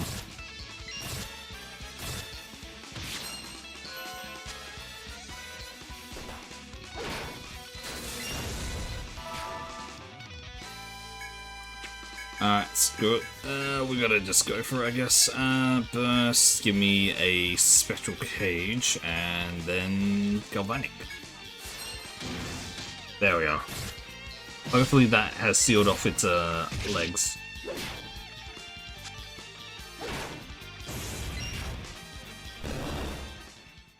No, it didn't. It decided not to get its legs. Fuck's sake. It sucks when that happens. Alright, ooh, we get Flash Slice now. Nice. Alright, we're slowly getting all our stuff now.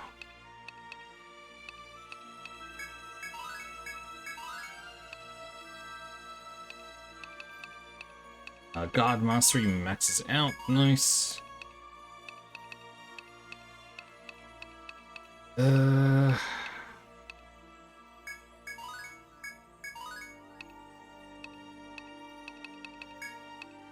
get that to 3, and then we're gonna push everything into Rune Mastery. Hopefully that's good enough.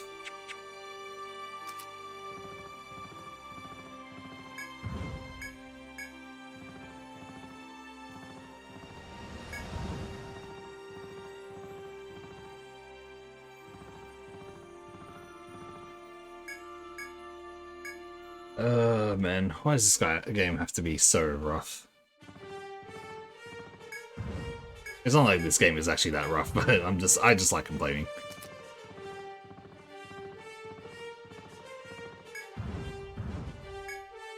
I literally chose to play this game. I should not be complaining.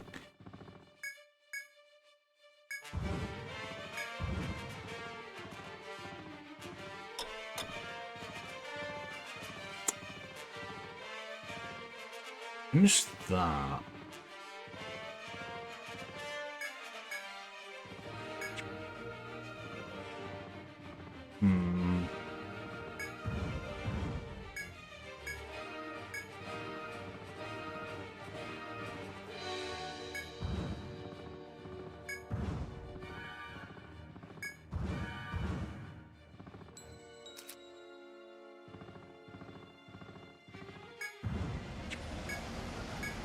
Oh, Emperor Peacock. Okay, cool.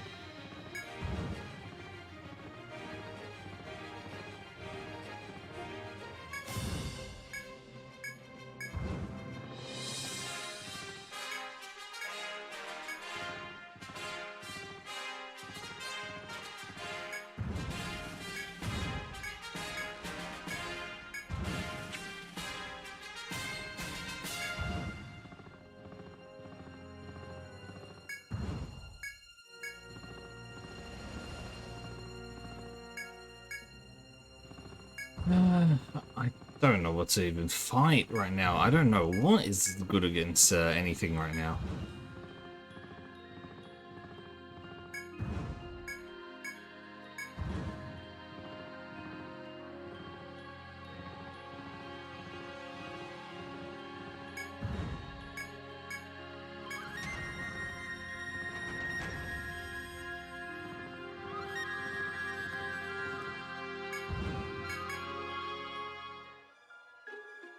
Any other bosses that we can fight? I don't think so. I generally cannot think of any, like, proper bosses to fight.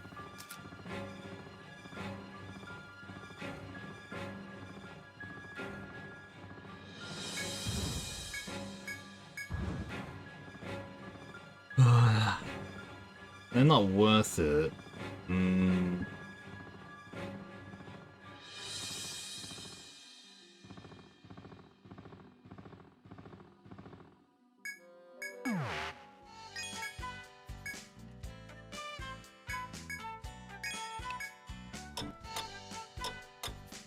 Man, my brain is not working. I'm barely saying anything. I'm trying to just focus on the game, and it's like, it's just having to because this game is very punishing, and obviously it's like you have to fight things to get more items to get stronger and all that, but looks like it is so annoying to fight all the new things though. This doesn't actually give us. It does not feel like we're getting as strong as what's it called? As strong as what it feels like we're meant to be. That makes sense.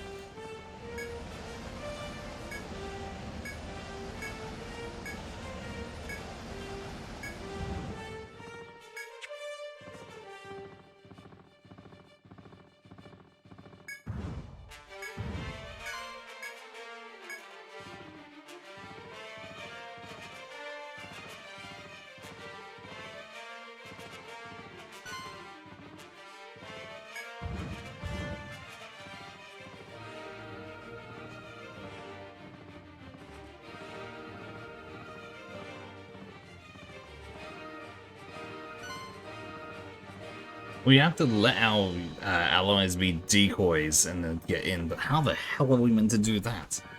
I don't understand their movement patterns enough.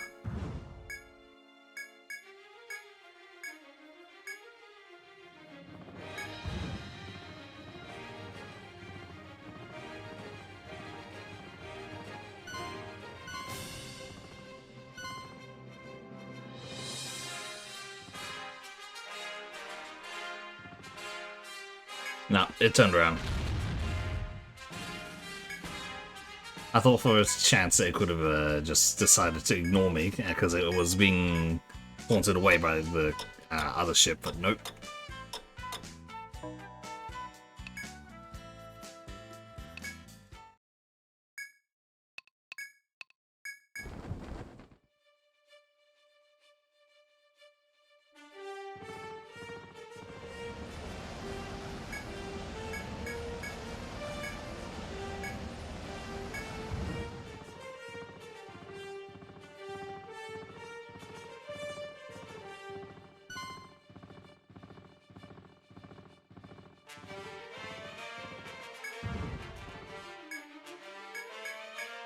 Okay.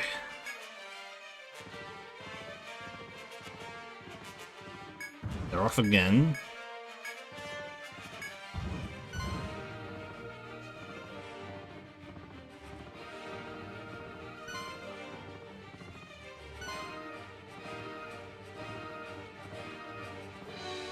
Right there.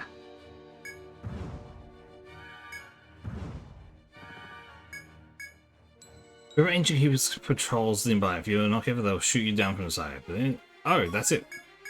Cool. Alright, we found it. You take your first steps into the Echoing Library. Though you're worried that the entrance might be guarded by Imperial soldiers, you see no one here. Someone within this labyrinth. The Empire is attempting to unleash Yggdrasil's power. If it comes to pass, the lives of many vessels and sentinels will be lost. You must quickly rescue the medium before the Empire can carry out its horrific plan. Hey, we finally fucking made it. Oh lord, that was annoying. This could potentially be the last dungeon. I don't actually know. The strength of these dungeons is like ridiculously high, however, compared to our current level. So all I can do is hope that we're strong enough to actually take care of this.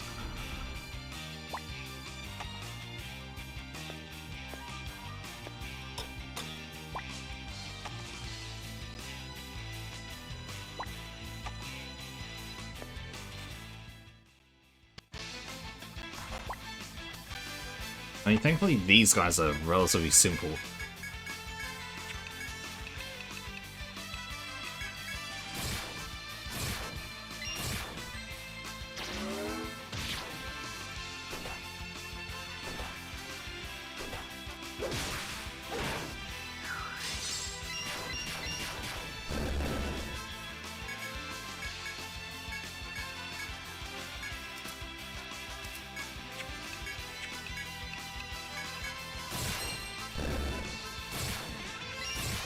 I'm assuming this is probably weak against lightning. That makes sense, right? Yeah. Easy.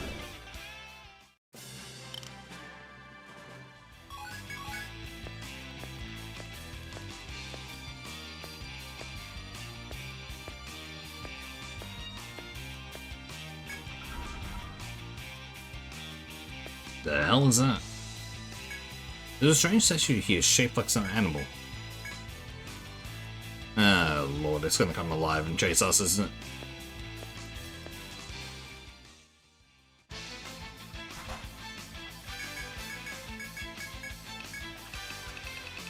Alright, Inferno onto the Medusa plants. That should be enough to take it out.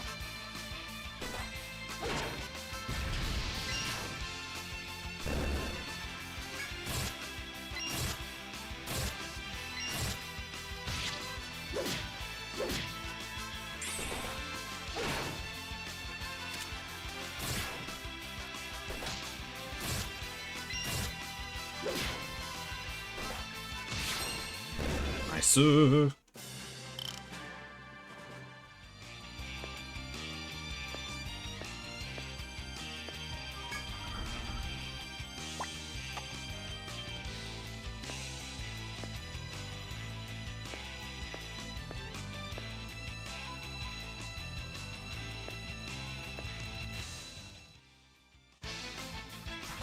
Oh, okay. We can actually use Wrath this as well. Yeah, I'm down just to take that. It was a bonus one, but yeah, high chance I was just gonna run.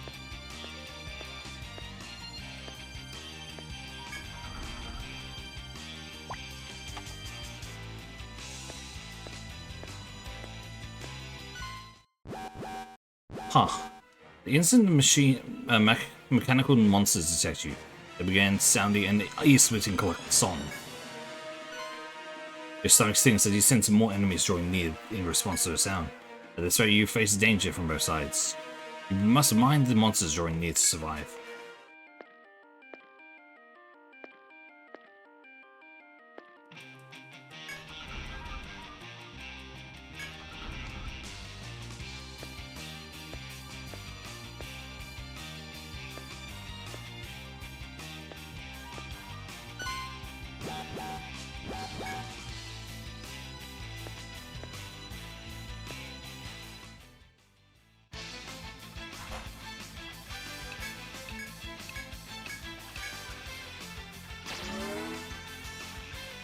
Come on, run.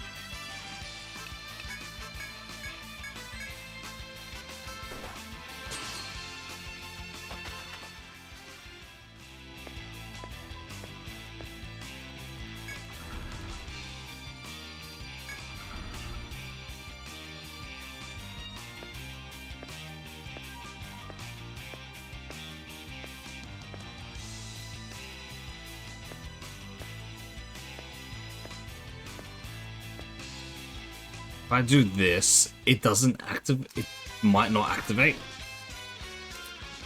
Most likely, I don't know.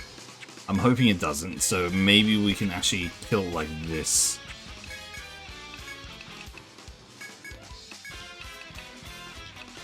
Arms are probably the most dangerous thing of this, and then what do we want to do for that? It's probably lightning that's the best thing to go against these guys. That's what I'm expecting.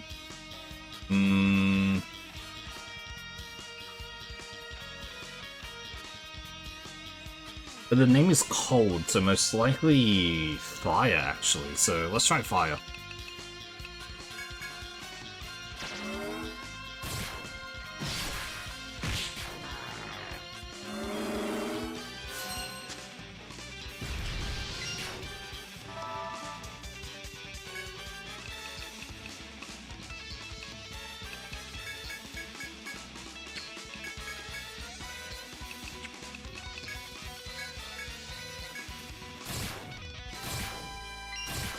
I mean, we still also have the Zeus's Wrath as well, so if we can actually get Zeus's Wrath off as well, that should do a stupid amount of damage.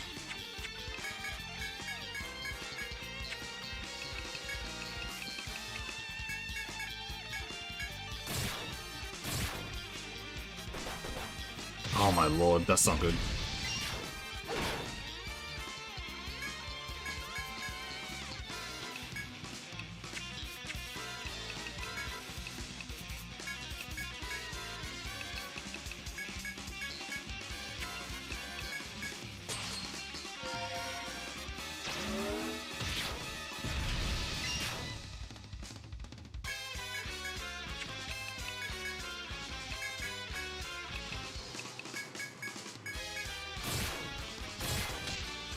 Nice, we got the stun off.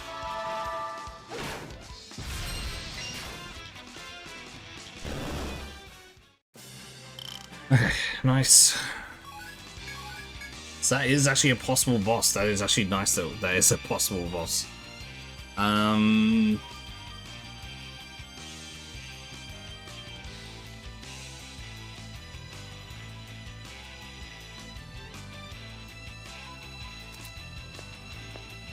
There was also the dog around here, but I do wonder if maybe because we didn't, we're not encountering it as a foe.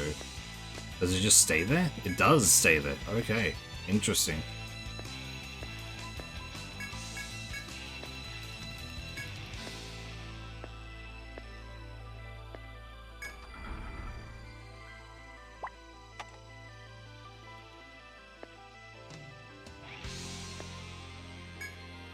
Further down the passage is a soldier clad in Imperial armor. When he notices you, he makes to draw his weapon, but his hand slips and the blade clatters to the floor. Only then do you see the vines and leaves coiled around the Imperial soldier's arm. He seems to be suffering from the same illness the Sentinels were afflicted. He suddenly surrenders to you. When you question him, he tells you that the only infected officers are left here in the labyrinth.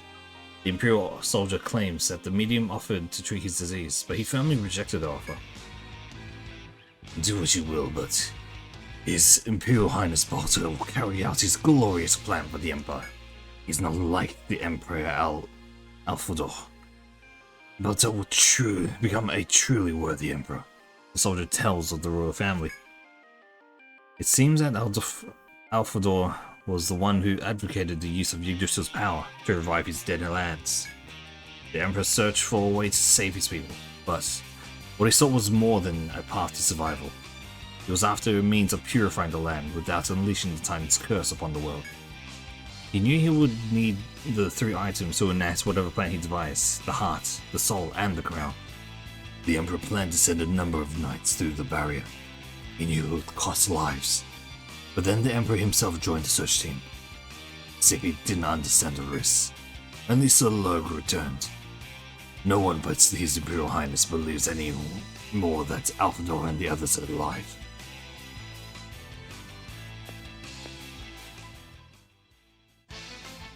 Ooh. Big. Let's go Holy Gift, and then we can go for a Infernal.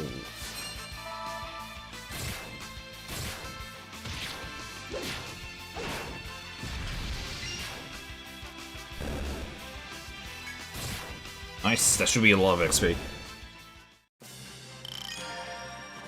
Yeah, baby.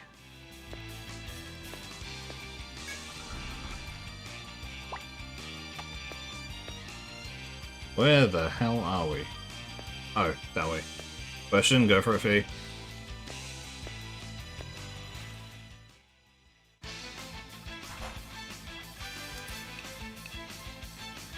Lightning.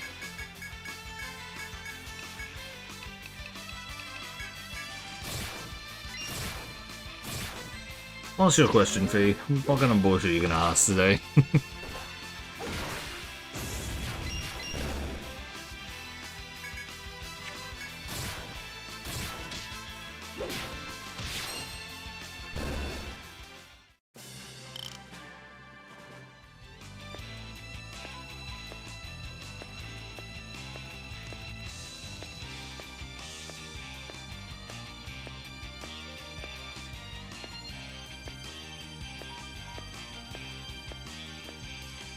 Do you think this game is more difficult than EO3? No. Oh, no, yes, sorry. But then again, I am also playing on a hard, like, not the hardest.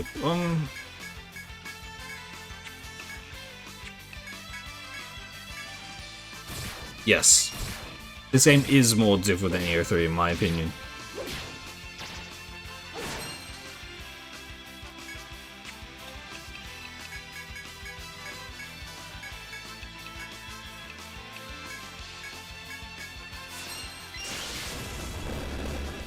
If we're talking about how difficult a game is, wait, first and foremost, let's actually take a look. What difficulty am I playing on? I'm on playing normal difficulty, which I think is the higher difficulty than anything, right? So it's on the hard difficulty, let's just say that.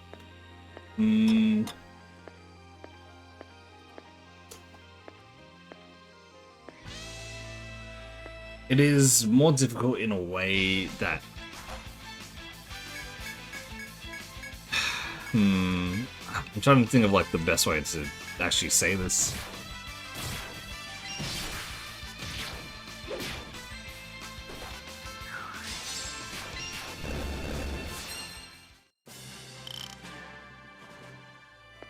The quality of enemies... No, it's not the bosses, it's the, what's it called? The minions around. The minions around in this game feel a lot more rough. Like, weirdly enough, like, obviously it's the, yeah, it's all the ones that you fight around. For some reason, the encounter rate in this one feels like it is a lot higher.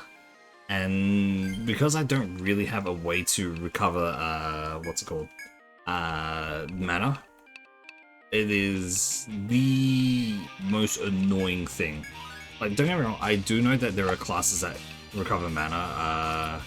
If you go to the Arcanist, you have the TP return, which only gives you back mana if you do seals. We don't really have anything else, right?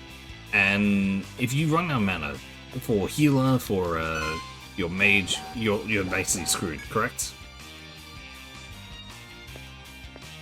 So yeah, there's the areas themselves feel weird. Like, okay, I'm gonna quickly show you here. If you look at the top map there, it's top right.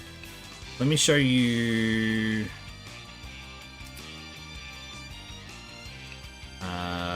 Maze list. I think it would be.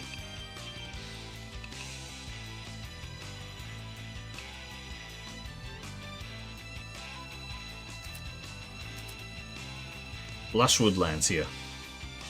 This feels incomplete. Alright, this is another thing that feels weird about this game. Some areas feel very incomplete. Let me go to...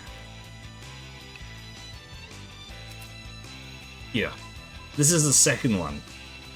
Right, this looks completely like incomplete, but that's literally what I found, and I got to the end of the thing. This is like one of the things, right? The utilization of the map is big as well. This does not feel like it. The ranking of here. Oh, actually, let me go back a second. Let me reverse a bit. I understand why these maps are a bit more awkward as well, because in this game it's 3 floors per map. All right. So there's 3 floors per like big for the big labyrinth parts, and then they have outside the small caves like a single floor basically, and it's relatively small. Which, okay, I understand, but these ones, they feel, the bigger maps, the larger dungeons, the main dungeons, they feel awkwardly too big, and the enemies in there, because of how like poison, all these status effects work, it is way too easy for them to exploit. There's a lot of things, okay?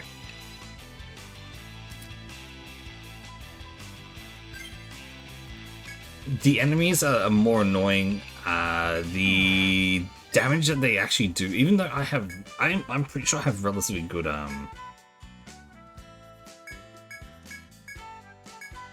pretty good gear. Just in general, not like the highest rank gear and all that, obviously, considering I'm still middle of the game, or maybe close to the end of the game.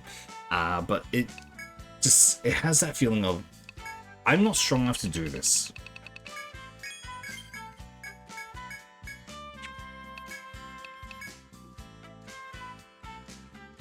Like, I don't know. It's just really weird.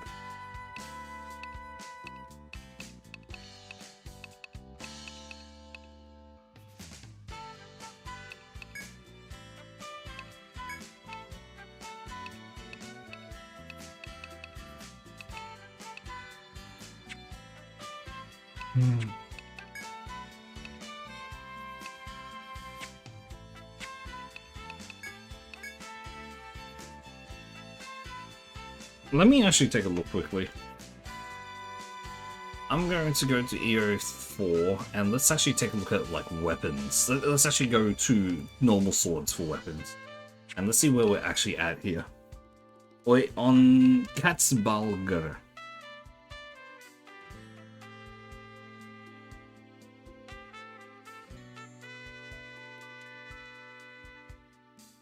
This is at 120. Oh, wait.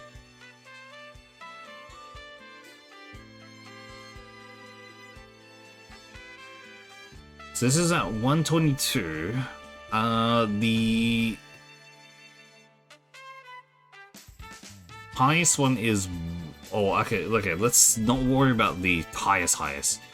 But the one that was like at the end of the game is about 165. Now I don't know how many areas there are left after this area is the thing. So I'm a little bit like concerned that like after this where do we go then?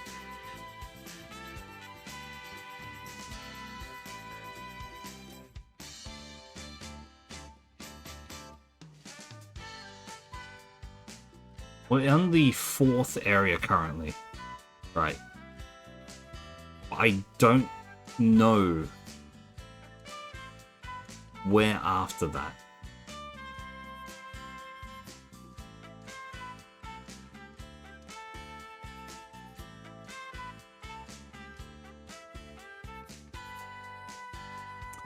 It's weird because the more I look into it, the more I don't know. Like, despite everything, I look at what I on the thing and it's like, oh, but this doesn't give me the information that EO4 walkthrough.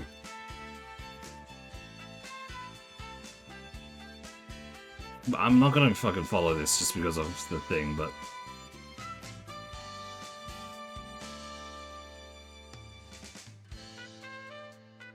Echoing Library, and then you have some place called the Forgotten Capital.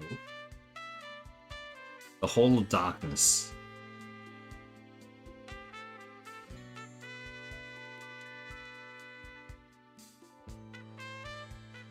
Okay, I have no clue.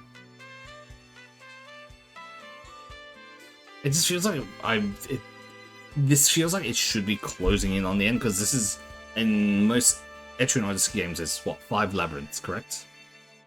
There's always about 5 labyrinths, there is always 5 labyrinth, like, sections that you have to go through to get to the top, or wherever you want to go in Yggdrasil. And we're on the 4th one, which this should, in like all intents and purposes, be closing in on the end, if not at like close to the end, right? And I don't know, it feels like I'm missing like so much of the like so much strength.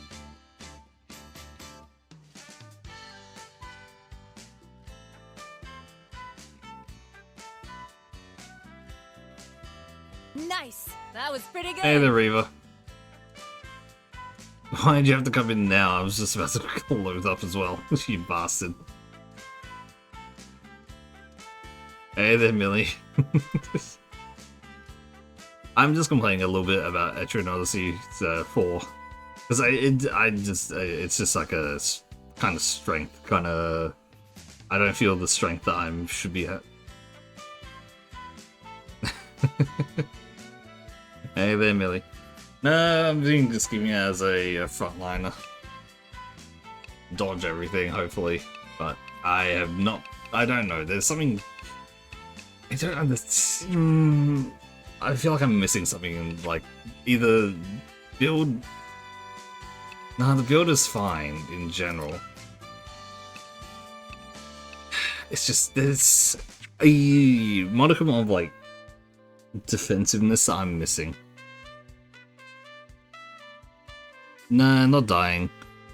It's just, like, surviving, but, like, bare bones.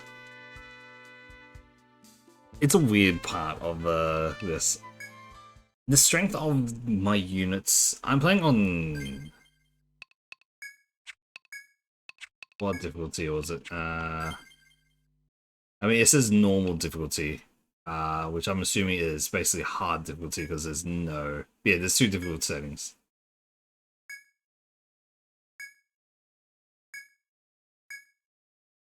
It's on normal. Yes, I have a fortress that is also Dancer as well.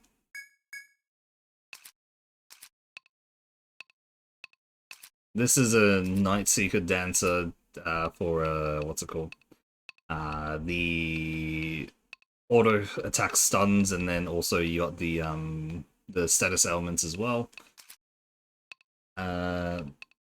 Fortress Dancer for just the just fan dancing, and then I'm getting a lot of the regen stuff.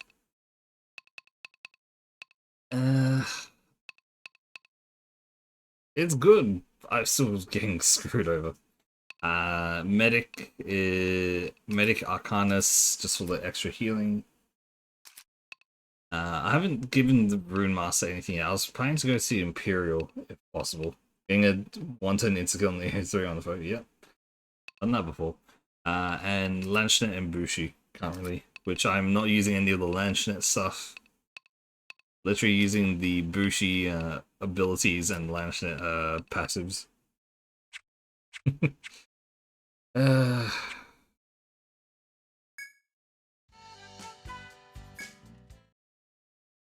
still haven't actually been able to catch any of the what's it called, enemies, the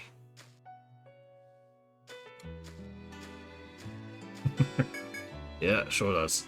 I haven't been able to catch any of the what's it called, the EXP enemies as well. That's been a thing where I'm like, I should find a way to get them, but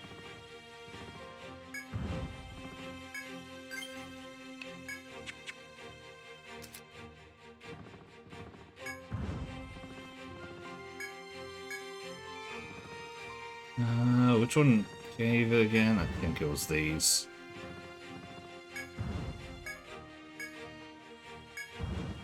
No, Golden Gooses gave bonus XP.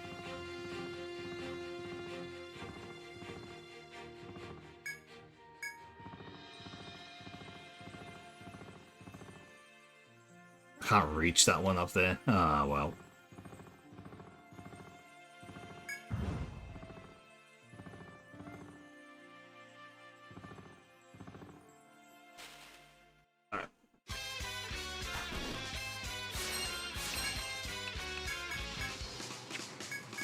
But now he has ass for no reason. Yeah, it feels way too slow.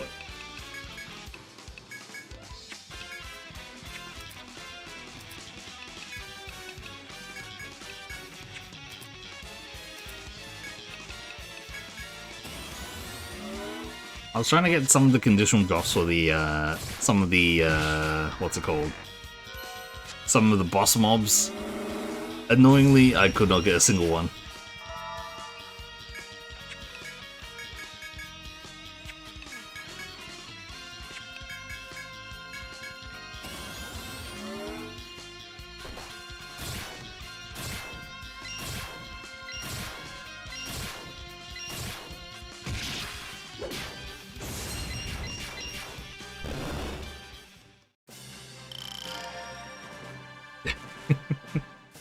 it's true. There's no customizing the look of the ship.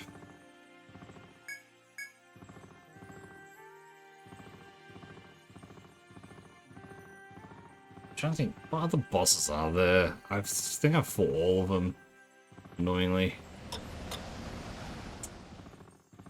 I need better equipment and more levels. This is the toughest thing in any of these games. Actually, no, in Entry 93, leveling was one of the easiest things in the world.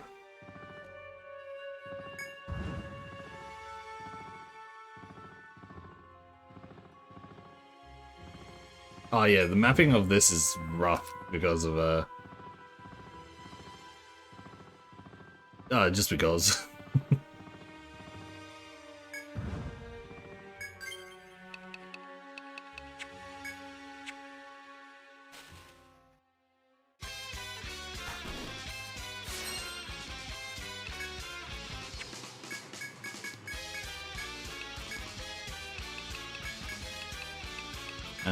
Holy gift. This one was no weaknesses, so galvanic.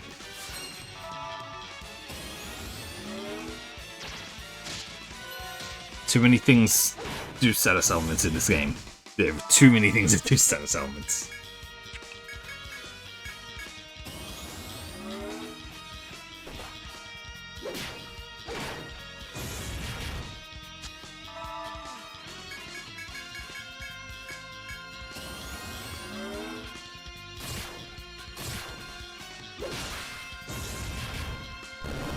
Nice. Give me that bonus XP.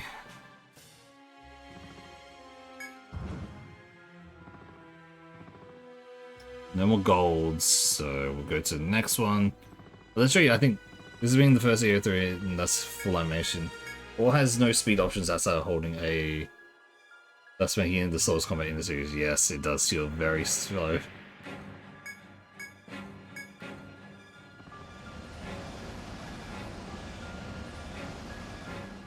It's just overworld movement that feels like the slowest though.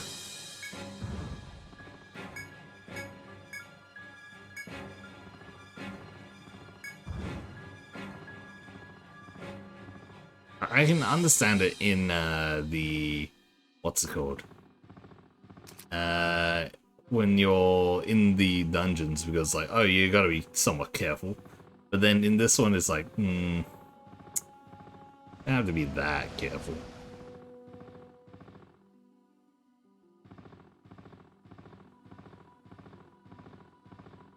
No special enemies. Damn. Or no shiny enemies.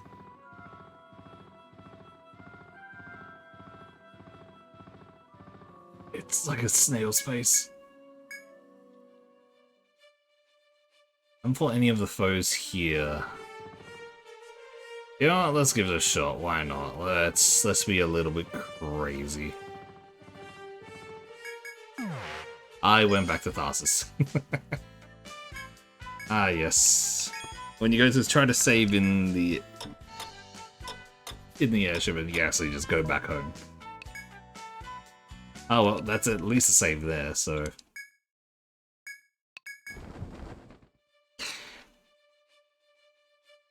The thing is, I've finished all the extra, like, small dungeons here, I believe.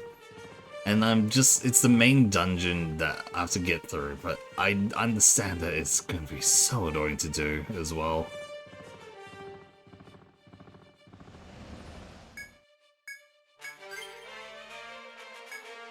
Might as well cook it. Don't know what this guy does, but might as well make sure.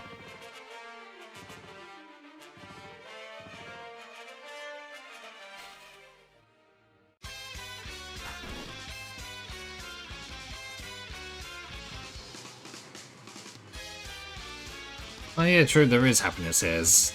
Probably. I don't remember.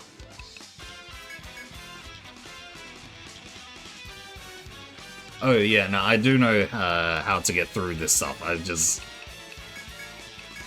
just do not feel like my units are strong enough to survive the dungeon itself. The dungeon itself is absolutely really annoying to do.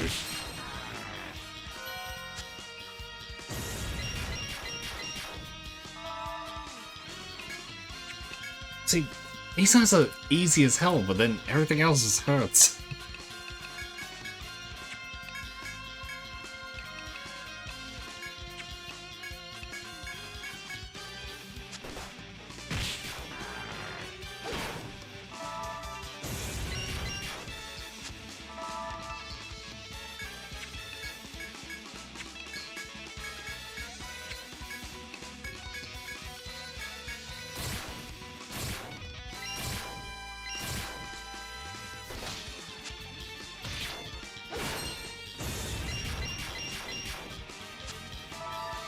And we should be able to use Holy Gift here for extra experience.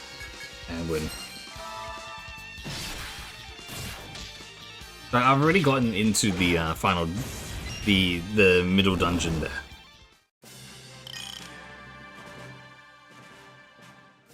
It's just I don't feel like my units are properly equipped enough to actually deal with the dungeon itself.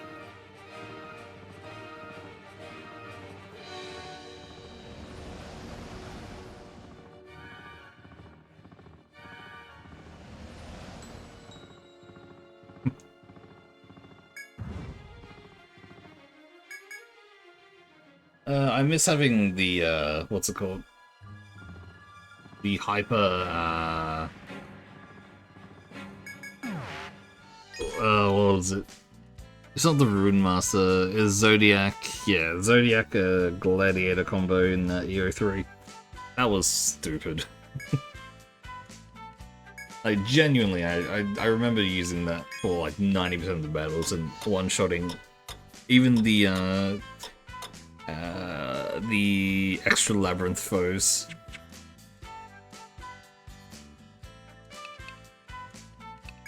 Okay, let's go to here. We can sell that sinister thing.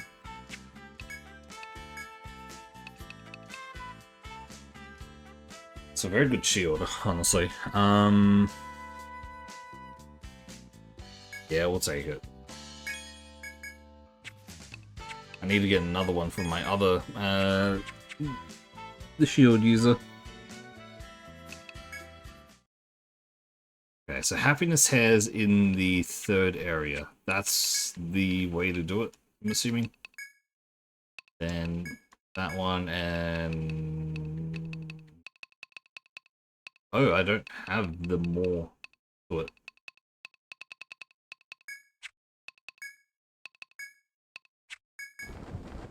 I think I'll replay the etching of these. It's been ages since I played them because the last 100 episodes was Nexus one game. Damn. That's a while ago.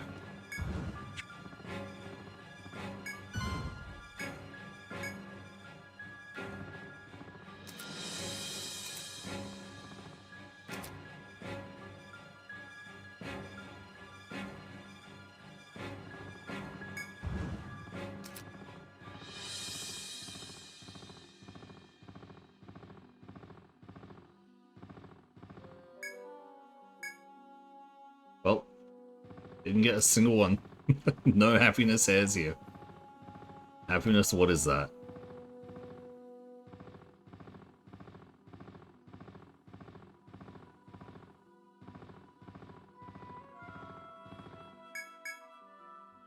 The only one I haven't played currently is just EO5 and the like Untold and all that.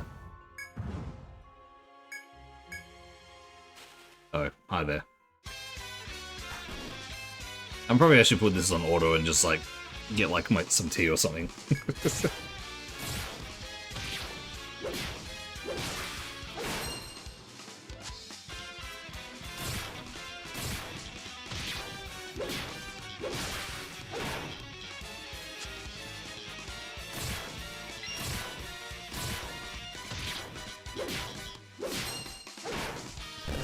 Yeah, I was right.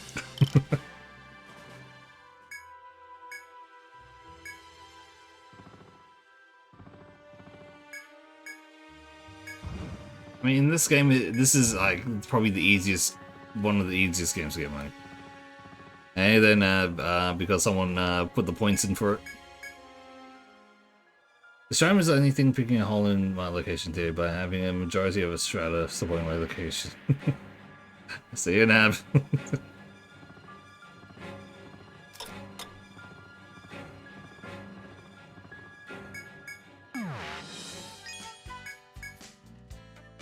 I mean, if anyone actually wants to know why I have a bold model here,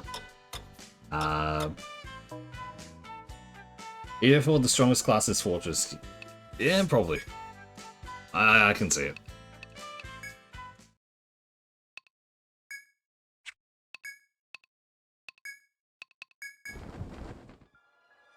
Can solo the story. Damn, okay.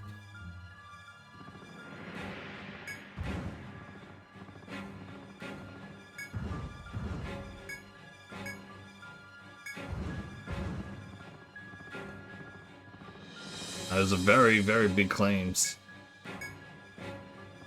Cannot get a hair for the life of me, huh? Not a single hair at all. That's if there's a random tundra in at least coal part of it. Oh, no. This is Australia. Do you want to know why this is Australia? This is because in this area in particular, there are emus.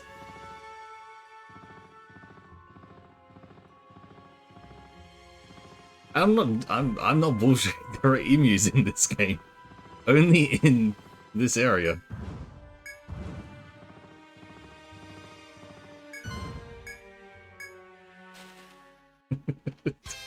Technically, this is Australia.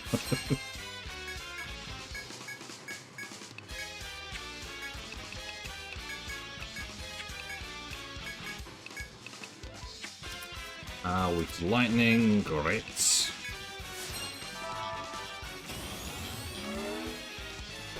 And of course, the bloody one-shot.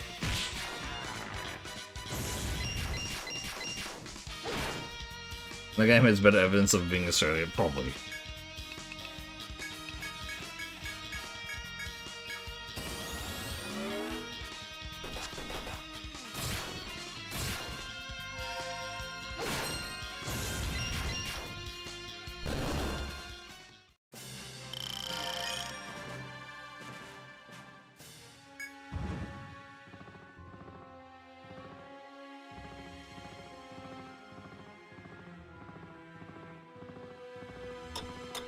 Unless you're just searching all through the skies to see if there's any shiny Pokemon that we can kill for experience.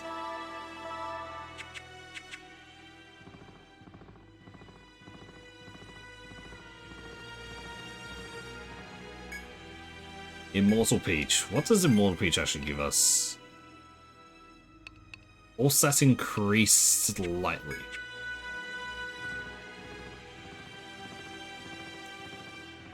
I don't know exactly how much that means, huh?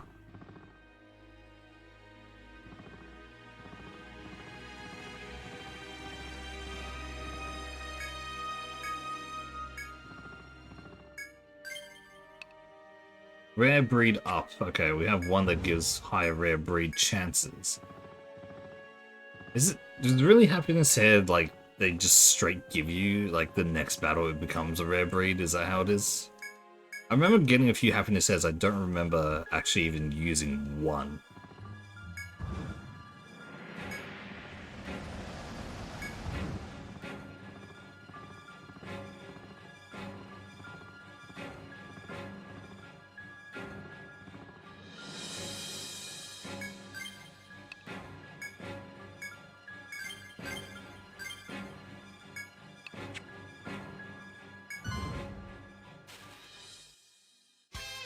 Once you get this subclass on Fortress, it's basically Fortress Bushi in the whole game, except for the whole game is easy peasy finish. Damn.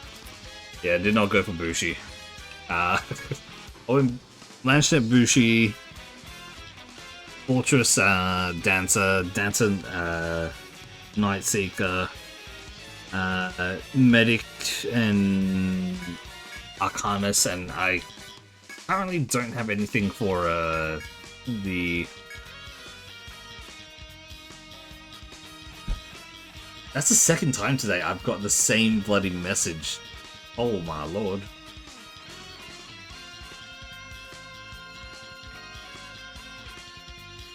What popularity by viewers on blah blah blah. And that's literally the second time today. Like,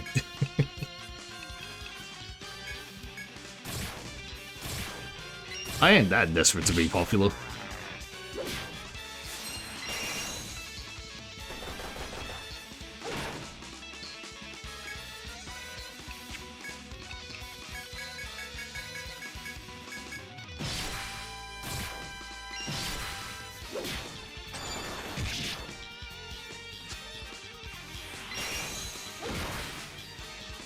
Oh, you're not dead yet. I've got a video to watch. Oh boy. Alright, once we kill this thing, I think we'll probably go to watch a video. There we are. Yeah, it's just gonna take a while to properly level up here. Question is the level cap still 70 in this game? Game classes are all generalists in some way, making subclassing primarily just taking a few skills and passive. Yeah, I do understand that. It's just trying to figure out which one to use is like the biggest thing.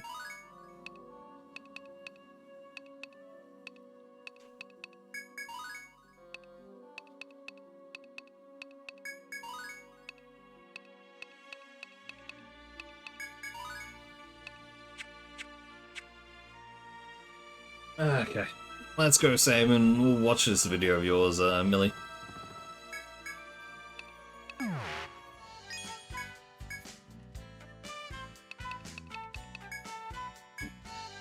There it is. There's a save. Let me close this up for now. Let's get this video of yours up and running. Alright, what are you gracing us with today is the big thing. Oh, okay. Another one of the comics. Untold Games have several features that exist exclusive for that subclass, I'm assuming, due to being more beginner friendly. Yeah, I do remember seeing that the Untold ones were more chill. Second, give my hair back.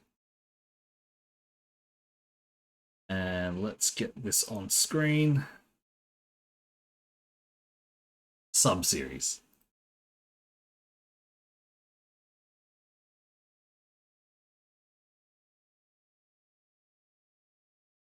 Let me switch to this. Alright.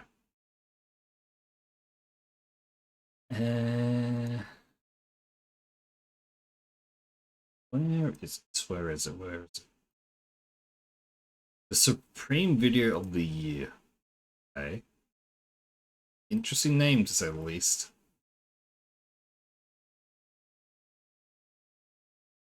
Alright, let's see what this is about.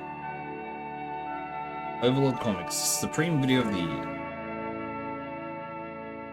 Hello and welcome. Alan Moore's run on Supreme is a rare oddity, one that was distinct. Sorry, I was trying to read what you were typing. 5 and Nexus came after those games and only took the map making stuff. Okay. Let's see. Well, once I finish 4, I'll jump to 5 and we'll see how different that is then. Everything else they added just wasn't to the vibe of the main series. Okay. And unique, during a period when the medium was overburdened by generic, pointless violence. It was published at the right time and for the right reasons. Supreme conveniently exists between Moore's prior incomplete miniseries, 1963, and his future work on the abandoned series, Tom Strong. In essence, 1963 I feel like I've heard that name so many times before. To the early Marvel comic style of comic books. Tom Strong utilized the wild creativity and the optimistic tone of the 60s, but it was filtered through a modern, sensible lens. Supreme combined both of these major elements. It utilized flashbacks to various comic book eras, and it was told using a nostalgic, modern voice, while simultaneously existing in a contemporary, 90s environment. It's a series that could be described as postmodern nostalgia. It should be acknowledged at the beginning that the Alan Moore run on Supreme is not about the title character. The story is about Superman. More What? specifically, a 60s era Superman who finds himself suddenly existing in the grim and gritty 90s. It's somewhat reminiscent of Flex Mentallo in the sense that it's a Silver Age character that retains its moral purity despite the contemporary pressure to do Wait, otherwise. Huh? However, where the two works vastly differ is that Supreme isn't a commentary or criticism of the 90s. At least, not directly. One could suggest it indirectly comments on the era by, essentially, ignoring the environment. Wait, so that's meant to be. I mean, I see the incidental effect, hair rather thing than for an Clark, intentional but element. That being said, before Alan Moore, the character of Supreme was created to be a thinly disguised, violent version of Superman. The series was, at a casual glance, the epitome of a creatively bankrupt comic book from that era. The point being, the Yeah, Superman I kinda analogy had guess been that. previously established, but Moore would take that I analogy mean, it even and has move like it in an this hair entirely swell as different well. direction. He would explore the purity of the concept, rather than try to rationalize it for a modern audience. Much like Moore did when he took over Swamp Thing and Miracle Man, he completely altered the character of Supreme with his first issue. He simultaneously integrated and ignored Supreme's history while adding to it, and then he recontextualized the character for the story he intended to tell.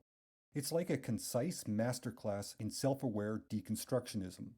At the end of Moore's first issue, issue 41, there is no doubt that this is Superman. This point is hammered home by the variety of Supremes this current version of Supreme encounters. Basically, every wacky attempt to slightly modify the character for the sake of a story still exists within a realm known as the Supremacy. It's here that all varieties of Supreme exist, even if their existence was exceptionally brief. This modern Supreme, who looks like a 90s exaggerated superhero but has the attitude and outlook of a 60s character, is informed he is the most current, newly revised iteration of the Supreme concept. While he has believed he has existed for many years, this is simply untrue. He didn't exist until the reader opened the comic and began reading okay. that specific issue. That's kind The of life like a Supreme remembers Deadpool living slash isn't Gwenpool necessarily thing. false. It's an integration of the experiences of all the Supremes that preceded him. This existential awareness remains with the character after he leaves the Supremacy.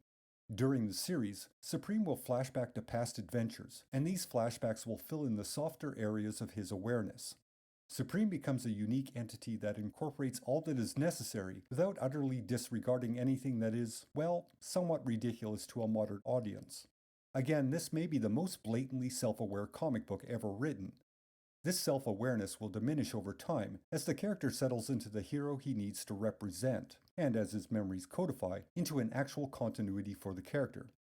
Admittedly, this is a very heavy-handed revision that lacks any subtlety, but it has a delicately balanced charm to it. This charm is easily identified as genuine nostalgia. Furthermore, it's an equally genuine appreciation for the inspiring levels of creativity displayed in older, more innocent comic books. The entire first year Moore spent on Supreme was about establishing and exploring the character's past. At the same time, he incorporates the best elements of the past into the modern era. This includes an all-new origin and a supporting cast, all of whom have direct parallels in the DC universe. Ironically, Supreme's alter ego, Ethan Crane, is a comic book artist for Dazzle Comics. Ethan is going through a change of writers on the title he's illustrating, Omni-Man. This character is basically another Superman-styled clone. Or one could say, Omni-Man is Supreme prior to Moore writing the title. The writer leaving the title is an edgy British writer, Billy Friday. Billy could be the personification of anyone, but it's likely a subtle swipe at Grant Morrison if one takes into account Alan Moore's disdain for that writer. But this isn't a certainty. It's possible Billy is a generic amalgamation of all edgy comic book writers who think their writing exposes some dark truth about the superhero genre. Billy is also a Jimmy Olsen parallel, as he fumbles his way through the Supreme story, being comic relief to a degree. He is an inept person who believes he's an insightful genius. The new writer on the Omni-Man title is Diana Dane, Supreme's version of Lois Lane. Much like Lois, Diana seems to adore Supreme and is blind to Yeah, Ethan's I affection saw for it. her. Dazzle Comics The final DC, major and also counterpart worth Diana mentioning is Dane, Supreme's Lois, ultimate nemesis, the that's genius named Darius Dax. In fact, the culmination of the first year-long story is the return of Darius, who had been presumed dead since the 60s. Practically every character in the Supreme story has a DC Universe I'm just gonna parallel, say this. far too many to mention within a reasonable amount of time, and quite honestly, They really okay. I don't know why it's comic books in particular. I mean, I think I have an idea why, but so many characters in a lot more. Like when you just think about it, you're like, oh, they actually do have a lot of the characters have very the first letter of their first name and their last name are always like like they are the same or they sound close together. A lot of them, not all most of are them. rather I'm saying blatant and easy to spot, even like to those who Clark are Kent vaguely is familiar literally with C and Superman's K, past. which has a very similar sound The to it. artwork for Lois the modern era Lane, Lex Supreme is, Luthor, well, both oh adequate boy, and suitably appropriate, all things considered. Peter The art Parker. was provided by a variety of Extreme Studio artists, all of whom had a very similar Extreme Studio style. Basically, Bruce they Wayne. were Don't interchangeable worry about and that one. kind of generic. Again, it's an Martian appropriate choice Manhunter, in the even sense in the that names overly there. rendered figures with distorted anatomy was the artistic style of the 90s. At the same time, it's a style of artwork that is visually uninteresting and a bit of a detriment to the story, since competent, sequential visuals were kind of secondary to the art style itself. In stark contrast to the 90s story were the flashback sequences illustrated by Rick Veitch. While done in his unmistakable retro style, which he used to great effect for the 1963 project, it was also highly evocative of the era being represented. Veitch doesn't strictly copy another artist's style. He integrates the nuances of the style within his own. It's a highly effective approach to the sequence being presented. Oof. Originally, the legendary Superman artist, Curt Swan, was approached to see if he was interested in providing artwork for the flashback sequences. Apparently, Swan was willing to come out of retirement and accept the assignment. Sadly, before he could provide any artwork, he passed away. At the beginning of Alan Moore's second year on Supreme, the art team would become complete with the addition of Chris Sprouse, the artist who would later co-create Tom Strong with Moore in 2001. At this time, Supreme's Tom past had become Strong? established, so the flashback sequences That was illustrated Tom by Rick Strong. Veitch became Got highly no clue. irregular, as they were somewhat unnecessary. The first year of Alan Moore's run on Supreme is a solid piece of work. The second year, which would not reach a conclusion, is less satisfying. Critically speaking, it appears as if Moore wasn't prepared to continue with the series beyond 12 issues. While there is a direction for the second year, it seems less cohesive than the first. Quite honestly, it feels like Moore is struggling to keep himself interested, or he didn't that have a clear sucks. direction before agreeing to continue with the series. When second But seasons there are may worse have been than other first, factors that's that always such a contributed to bad the second year situation. being uneven. Early on, when it was obvious Moore's approach to Supreme was both critically and commercially successful, Rob Liefeld negotiated with Alan Moore to continue on with the Supreme series beyond the planned original 12-issue story. Furthermore, Liefeld hired Moore to revamp the entire Extreme Studios universe of characters. The miniseries, Judgment Day, written by Moore and illustrated by Liefeld, was a step in this direction. Unfortunately, this was the late 90s, and the comic book industry was going through a major slump. Moreover, just after Alan Moore began writing Supreme, Rob Liefeld either left or was removed from the Image Comics collective. Liefeld then established his own publishing company, Awesome Entertainment, and continued on. At first, this publishing transition seemed mostly seamless, but by the 65th issue of Supreme, which was published in February of 1998, the company was clearly not doing well, most of which was probably due to the aforementioned industry slump. The cliffhanger ending of the 56th issue wouldn't be resolved for another year, when Supreme the Return #1 was finally published in May of 1999. This rebooted Supreme series would continue on for only 6 issues, with a publishing schedule that was quite irregular. There was a 6-month gap between the second and third issue, and the remainder of the series was mostly bi-monthly. The new regular artist, Chris Sprouse, also left the series after the first issue. Basically, these irregularities indicate that the publishing company, Awesome Entertainment, was barely capable of surviving. It's also easy to presume Alan Moore was rather aware of this, so he probably didn't invest too much energy into the second year of Supreme, realizing it was only a matter of time before the payments dried up and the company went out of business. Which, of course, it did. Just like Moore's previous project, 1963, his Supreme run was never completed. A script was written for the 7th issue of Supreme the Return, but it was neither illustrated nor was it published. The final script for the 8th issue, the conclusion of the second year, was never written. Or more accurately, a concluding script by Alan Moore was never written. There is an actual conclusion to the series. Sort of. 12 years after Awesome Entertainment went out of business, Supreme began being published by Image Comics once again. Issue number 63, illustrated by Eric Larson, was the final unpublished script completed by Alan Moore in the year 2000. But that script also ended on a cliffhanger, so it was up to Eric Larson to find and write an ending for that Supreme story. Then Larson stayed with the series for another 5 issues, setting it up for another writer to come in and take over. To his credit, Larson doesn't try to be a pale imitation of Alan Moore. At the same time, he ignores the tone and the direction Moore previously established. The violent 90s version of Supreme returns, now known as Mean Supreme, and all other versions of the character, including the one established by Alan Moore, become completely powerless. It's not an uninteresting development, but the tone feels somewhat spiteful, not towards Alan Moore per se, but towards readers who may have expected Larson to write an Alan Moore-style story. Regardless, the final issue, number 68, ends on another cliffhanger, and with the announcement that another creative team will soon take over. But this never occurred. Overall, that final issue of Supreme done by Larson reads and looks like a contractual obligation. Quite honestly, the artwork looks loose and unfinished. It reads like the minimal effort possible was put forth to complete that issue. Supreme would return once again with the 7-issue miniseries Supreme Blue Rose in 2015. This miniseries, written by Warren Ellis, took the concept of the revision, where the world of Supreme is erased and replaced with a newer version, and expanded it to explore a revision that was incomplete or faulty. The story focuses on Diana Dane, and Supreme barely appears in it. Really, it's Ellis theorizing about the process of a collapsing reality. Again, it's an interesting direction for the concept, yet it's one that remains in a perpetual interim state. The intent of the series, beyond theorizing about a broken reality, is to provide a bridge to a possible reboot, which never occurs. In the end, and in my opinion, the effectiveness of the Alan Moore run on Supreme is somewhat dependent on the context of the era it was produced. While it reads quite fine for a contemporary audience, the overall effect of the story is possibly diminished. That is, Supreme was radically different than anything else at that time.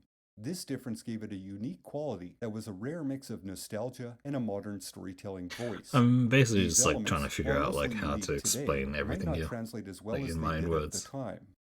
Regardless, this series is an interesting, nostalgic artifact from the late 90s. Okay, That's it for today. so what I'm getting from this is, okay, let's see if I can sum this up somewhat. So originally, it's very much like it was parodying off Superman, or like the superhero, like Superman as a whole, right? But it got popular because of how it was written and how it didn't take itself seriously. Am I getting that right?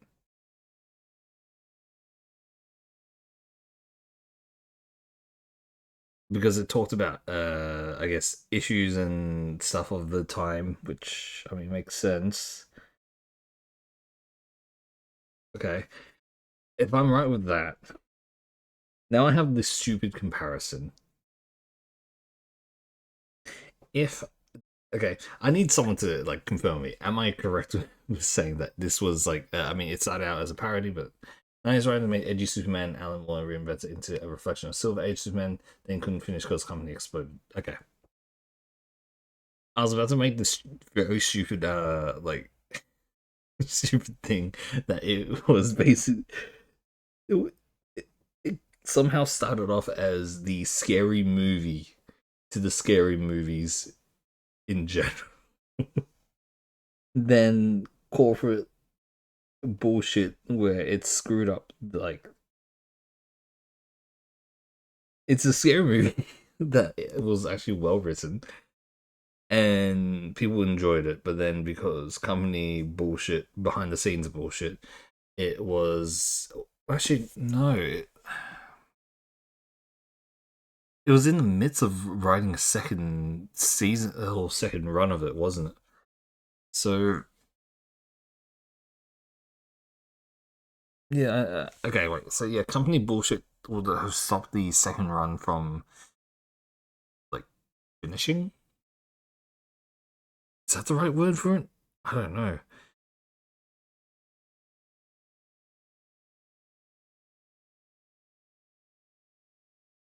Hmm. I mean, it's interesting.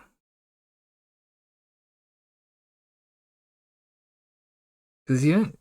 I mean, no, we did see a few parody ones like previously, but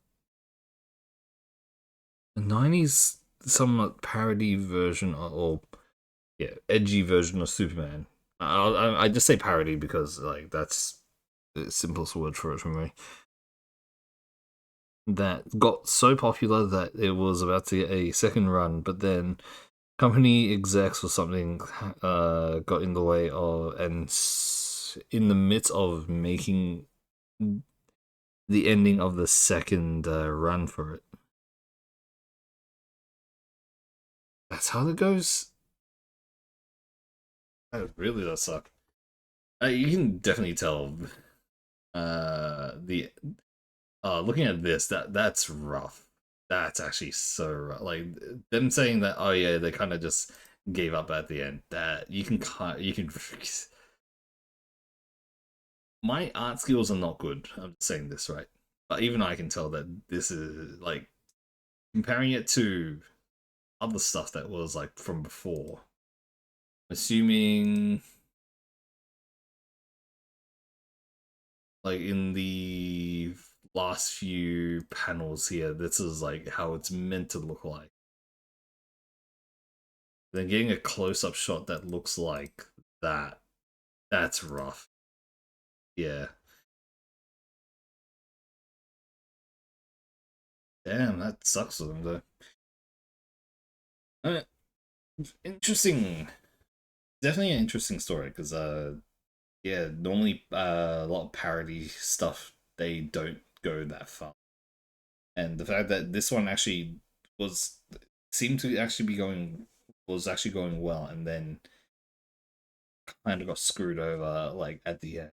Yeah, that really sucks for him. Right, well, anyway, thanks Millie for giving that video. I'm probably going to call it here for today. Thank you everyone for joining me today for Etrian Odyssey 4. I need to get a lot stronger in that one.